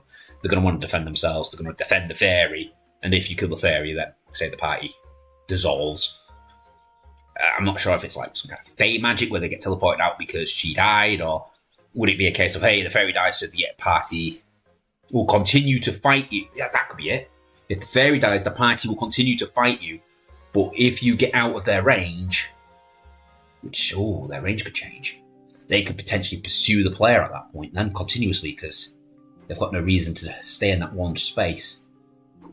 And if the player can evade the party long enough, then that they choose to just walk to the exit and get out because... New classes, so we have got some ideas on that. We are thinking Barbarian.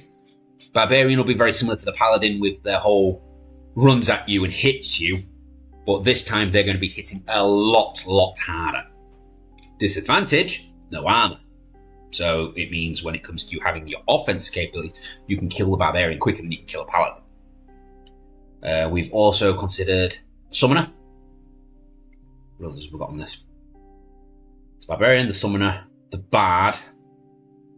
I had 2 more because I had 5 NPCs down on my list and I forgot what they are.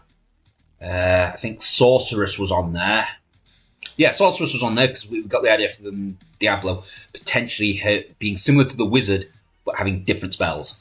So whereas I was thinking with the Wizard, I'm going to give him like Fireball, maybe like a Wind spell or something like that, and then give like the Sorceress like the Ice spell and the Lightning spell, or potentially get randomizing what spells they get and doing like a long list of spells which is more wizardy to more sorcery, and it like selects up the list or randomly selects from the list, so you don't know, but it's more likely that the wizard's going to get the top spells and that the sorcerer's more likely to get the bottom spell. Well, how can I best put this?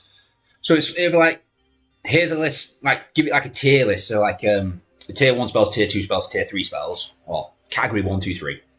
And there'll be like a 60% chance that the wizard draw from category 1, 30% chance that they'll draw from category 2, and a 10% chance they'll draw from category 3. And then the sorceress will be the other way around, so 60-40-10, 60-30-10, should I say. So that way, they are likely to get the same spells, but they're more likely to get their own spells. So that was that. I can't remember what the last character was. What was the last one meant to be? I'm trying to think, Diablo, what character classes are in that? Druid. It was the Druid. Because I was looking into bear imagery. I've been on Photoshop and I've been trying to draw a my style bear. It didn't go well, so the Druid might not be included anytime soon. So be prepared for more classes coming in soon. I don't know where they will be spawned in within the dungeon. Wizard on floor 3, that was I wasn't expecting that. But then again, I don't expect many players to play beyond floor 5. So, maybe something for later game. Other monsters. This is both advantage and disadvantage because we were thinking mimics. He doesn't look at mimic. I'm still looking up there because that's what my chat is. Yeah, so we're adding mimics. So if you open a chest, there's a chance that it's going to be a mimic and it'll bite you, and afterwards it's like, oh, sorry, and then it'll just sit there. No, it'll go back to being a thingy. It'll apologise and it'll end the attack sequence on you because it realises, hey, you were a goblin and it just didn't know it. Somebody touched it, it bit, and it apologises. After that, it won't bite you. Well, it'll probably bite you again if it does it, and it'll just bring the message, can you stop touching me, please? We considered centaurs, other goblins running around, slimes, and the slimes are important because that's going to be another cleanup item later. And there were some other creatures we've got potentially being added for the monsters. Designated rooms, as I explained at the beginning of this episode, for those who missed it, it is essentially me going through and each room as it activates gets a designation. So it could say, I am a library, thus it will be more likely to spawn bookshelves, and, well, a lot of bookshelves throughout it. Maybe putting in a table and some chairs, not very often it's going to spawn those. For somebody to sit down and study, but no chests. And then you get, like, say, a dining room where it's just going to be tables and chairs, a treasury where it's going to be more likely to just have more gold and such in there, a training room where it's going to have, like, training dummies and such, a bedroom where it can have beds, blah, blah, blah, blah. So that the dungeon can, like, pre-decide, hey, this is what this room's going to be. This is more likely of what's going to spawn in there. And then, similar to how we've got our code where it's just like, oh, pick where the table's going to go in the room. It'll do the same thing, but it'll be this is the bedroom, so you have to draw your object designation of positions based off this script. And then this next room, what's the library? Well, you've got to do the same thing, but you're doing off this script over here instead. So, everyone then can generate to look their part. And then, of course, the bosses. I'm not even 100% sure how I'm going to go about this. This was an idea given to us by one of our viewers. And say, if you put in ideas, I will add you to the list of potential things being added in. And I'll try and get in as many of these ideas as I can. I'm not sure if the state that the bosses should be, like, your boss. That could be a thing. You could, the dungeon managers coming around and like, you're not cleaning hard enough, and then him start whipping you or whatnot because you need to work harder. Or if it should just be a really, really powerful NPC who's coming here with no fairy. He is there to do stuff. And potentially, if I might do that one, he could potentially be guarding the exit. Pets. What, as in have something that can come around with you, like pick up items, clean up as you go along, and just like little bits within your area or give you a buff? What exactly do you mean by pets? Or is it pets for the NPCs as they run around? Please elaborate. So I'll add you to the list anyway, because you've said the word now already. Notes, Mojo. Wait, you've mentioned pets before. It's on the list. You never actually stated what it was. Cleaning cupboards. Oh, that was so you could swap your tools out on it, so we could limit the number of tools. Tool limits. I'm going to put that on.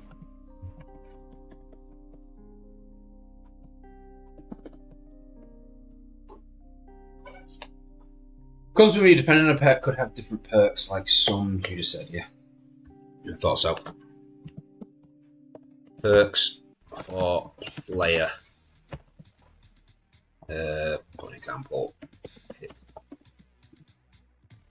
Yay. Cleaning. Cool. So yeah, it was already on the list, but now at least we've got more of a description thing. So, and then based on this is things that will come in as and when we can get them in.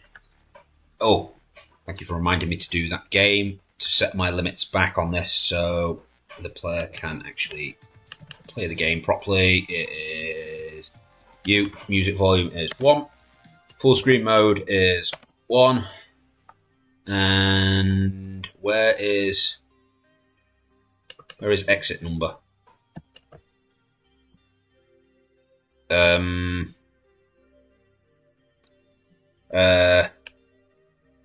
I forgot where the exit number is. Might be in stairs. Step. Bam. Leave.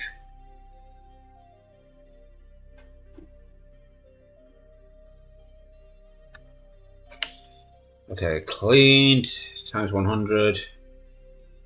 Visible by 1. Wait, what? Oh, right, so 30. So it's back to 30 again. That's maybe sense if the party is in the next room. Wolf ride, faster movement. We could do that, yeah. Wolf could give you. Let me add them to the notes.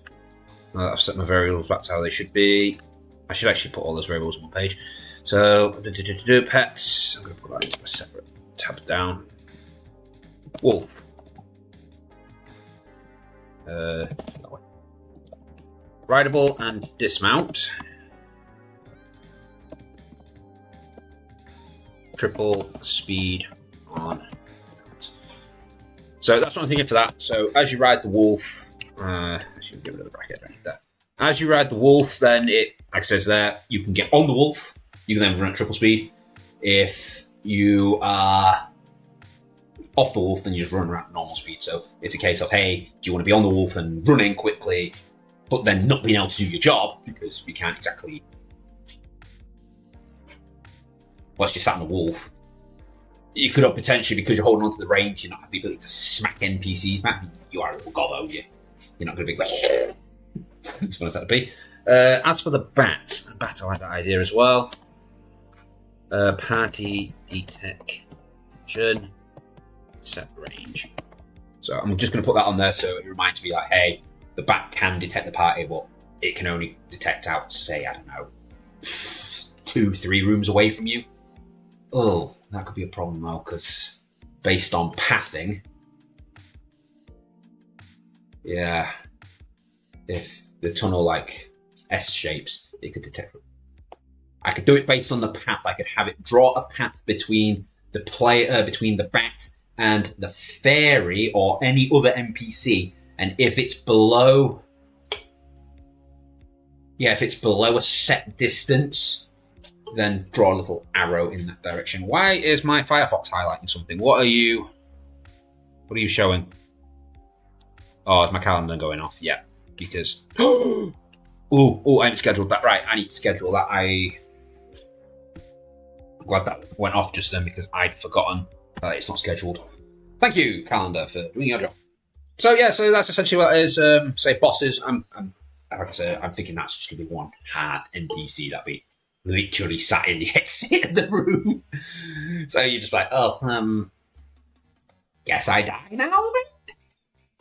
Or potentially they could just be in one room and they never leave that room. They just stand there, and if you enter the room, then they go for you. But then that room is just, it's his room. You ain't going in there. So, mark and avoid. Anyway, so that's everything we've covered. So I will get this up online within the next few minutes. I'll get the executable. I'll even show you doing it now. So build, create executable, delete that version. Don't need it anymore. 6-0. Save. There we go. That is the new executable put together. And as soon as it's done, there it goes. Yeah. Installation codes 8 megs. Jesus. Installed data is 3 gigs. How's there 3 gigs on this game? No way is that 3 gigs. It says it's actually 30 megs. So these numbers are lied. And then the uninstall code. Oh, but it would also have the header as well. So yeah, I guess that brings it up. Even then, that's still massively off. Anyway, so we've got the transcript done, and next up, final stage. Where is my uploads? Upload game. 6.0 version. Taking its time.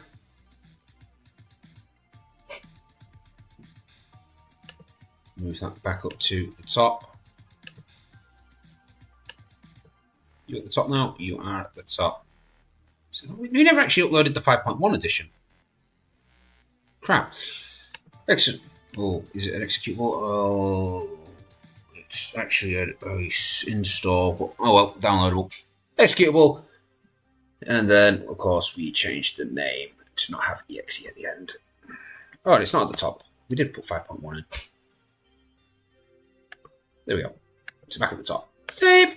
So that's the game online, guys. Get free access as always. If you wish to leave a donation, you can. You don't have to. Currently, we're taking donations of $1.69 is what we ask if you want to do it. It's enough to buy me another one of these cans. Just give me a bit more caffeine. But it is optional. Like I say, I would rather you play the game for free than, just like, I don't want to play the game because you want a donation. Just say, if you want to donate, donate. You don't have to. You can ignore the donation. When it asks you, would you like to make a donation, there is a link under it, a little button under it that says, do not just take you to download. Just click that. It'll take you straight to the game. You can download the game. You get the game for free. And just enjoy it. If you guys play it, you find any bugs, just leave a comment on the main page and just say, oh, I had a problem with a wall didn't spawn properly, or I walked through a door and I entered the black void. NPCs, just like, I walked into a room and there was like 20 NPCs sat there, because it should never do that. It should never be more than 5 ever. But only when you get to high level dungeons, or any problems. You find a problem in the game that doesn't look right, or you feel is too off. Maybe you think that an NPC is like too overpowered, too underpowered, the player's not doing certain things, or maybe something needs slight tweaking. Just come back to the itch.io page. That would be, I bring up the page so you've all got it, so you can see it. Save again, just want to make sure. So as you can see here, it is Raven dash falls in this one. .itch.io / dungeon dash cleaners. Cleanup, sorry. Go there. I hope you can all read that. I will make it nice and big so you can all see it. Notepad. Format. Font. 72. Ooh, too big. Yep, definitely too big. 48. There we go. Yep, so you say, guys, just go there. You can say, get the game completely free. You find any problems with it, let me know. All I ask, though, is that if you're going to say that there's a problem in the game, and this is like very specific problems, like walls not spawning, certain things not spawning where they're supposed to, walls missing, walking into the void, all that kind of stuff. If you encounter that, please in the comment, not tell me what the problem is, but put the seed in. You can literally, I'll show you on this, when you come into the game, go into new game, generate random seed.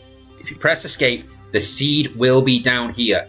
The seed is 10 letters long. I will add that straight away. It is 10 letters long. So if you've got a massive gap somewhere or a gap in your seed, or if there's only 9 letters, there's either a space at the end or the beginning. There should be a small gap there. Please put this seed in. Because if you don't let me know the seed, I don't know what the problem is. If you give me the seed, I can use that to then look at my SO codes and such, and I can try and work out where the game went wrong. If you don't give me the SO value, I'm going to run a random seed. I'm not necessarily going to see the problem you saw because, the random numbers it's generated and shown or a calculation it's done somewhere is going to be completely different for me and I will not see it. As we saw during this when we did a test, we had a room that looped on itself, did a U, coming back up, and as we came back up one of the sides, one of the walls, the double thick walls, was only one wide thick. Because obviously at that point, it's decided it wants to try and spawn a wall there, when it physically couldn't do it. Not a wall. Yeah, it tried to spawn an entrance there, and it physically couldn't do so, but it didn't realize itself that it couldn't do so, so it had the original wall blocking it, but the wall it was supposed to spawn never spawned. So, give me the seed number, I can look into it and go, oh, floor 4, yeah, let's get to floor 4, and oh look, oh yeah, there's the problem he's got. Let's now look into the variables, see what it has and hasn't done, and then I can work out what the problem is and fix the problem. So, I recommend this. It's a pretty fun game. I'm actually going to add one new thing to this. There is something new I want to add into this. But we're going to go back. I need to write a new devlog for them too.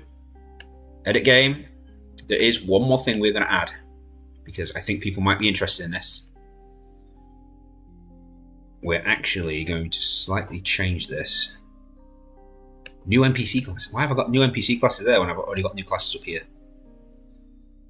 You know what? I'm going to remove the NPC classes from up here just for now because we've got it coming up. Tools and shop play. 110. You are no longer going to be done. You are being postponed. This is something I have decided. What will we call it? We're going to call it the platform update.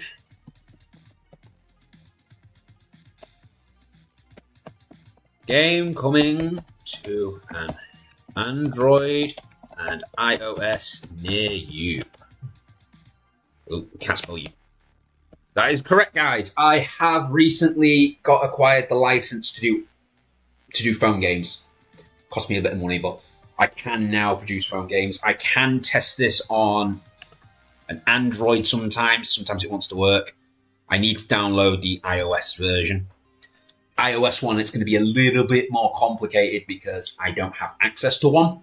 So I can't guarantee things are going to function the way they're supposed to.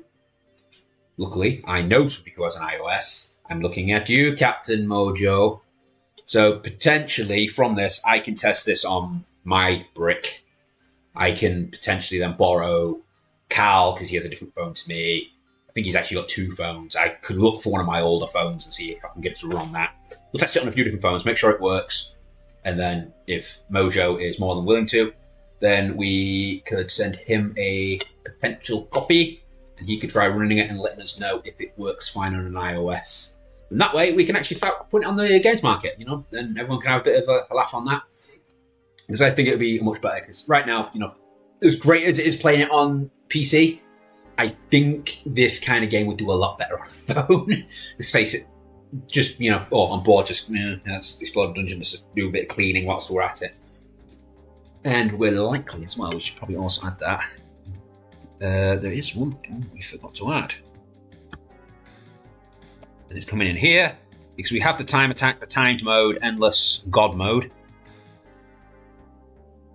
We're actually going to remove endless. Endless is not a thing anymore. It's going to be campaign mode. Because for that particular mode, which is the mode that we're all used to, I have an old iPad you can borrow, use as well. Yeah, sweet. So look, he's kind of agreed there. So that's another two potentials there. So I didn't even think about my iPad. I've got two different. I've got two tablets. I've got an Android and a Windows tablet. So no, the Windows will just run it like an executable because that actually runs PC games. So I could use my Android one to see if it works on that. So yeah, we've got a few different devices. So yeah, so we're going to go over what we're covering next week. I'll explain that again at the beginning of the next live stream. We're going to be adding the new modes. So during this week, I will be working on these things, and I'll put out the updates as and when we can. Keep an eye on the Facebook page and the X page, Twitter page, whatever you want to call it, and you'll see as I release things. Or you can just check the web page every now and again. We are trying to figure out a feature so if you go on the game and we've got a new version, it does put a little icon on saying, "Hey, go to the page and get your update now because we've pushed out something new that you might enjoy." It's a bit complicated to try and get it to pull things, mostly because as I've seen on it, for it to do it, we need to have some metadata. Well, not metadata. It's some kind of code off this for it to then say when GameMaker runs, it looks at that particular ID and starts pulling information off it.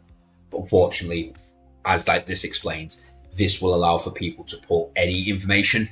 You can take that code and use it to pull data. You could just write a small script, put my code in, and then put get earnings or whatnot. And you could pull information I don't necessarily want you to have. I don't really want to display to people what my address is, my username is, and well, my username, it's right and false, but my address, things like my national insurance numbers, all that kind of stuff like that. So I'm a bit apprehensive about putting that number out there unless I can find a way to hide it within the code, have a bunch of variables all over the place that all come together to say, hey, this is what it is, draw from this, or a calculation. But even then, people could then just sit there and work it out backwards and figure me out and start stealing the information. So it's kind of hard to get it to pull information off this site to say it. Potentially, maybe we can have it draw off a Google Doc or something, and then I just have a Google Doc that I have to update every time we update the game. That way it can pull information and say, hey, new game, come get the updates. So, back to the original point, I will work on this week. Chances are I'm probably going to be working on this defendable part and get the new spells and the room designations, because I think they're going to be the biggest two to push out. Maybe, even some point, maybe next week, we might actually just put out the 1.6.2 update or something. We'll do that for the live stream so we can get some of this stuff down. But I am more hopeful. Well, I'm not stating that. I'm going to backtrack that. I'm going to correct myself. One of the live streams down the line could be, say, a 1.7.2 update or a 1.8.2 update or a 0.1 update, so we can backtrack and get these bits we have not covered yet. Because next episode, I am going to be doing the 1.7 update. I want to add time modes. This will be time attack mode, where you enter and you put in your seed and you say you've got 10 minutes. You have 10 minutes to get as far as you can, and then you're awarded points based on how much money you earned, how much money you have at the end of the game. So you've got to make those decisions. Is it worth buying that extra bucket upgrade? Is it worth buying the speed upgrade? Is it worth buying a pet, etc., etc., etc.? Is it worth that to earn as much gold as you can? And then you are given a score at the end based on how much money you have.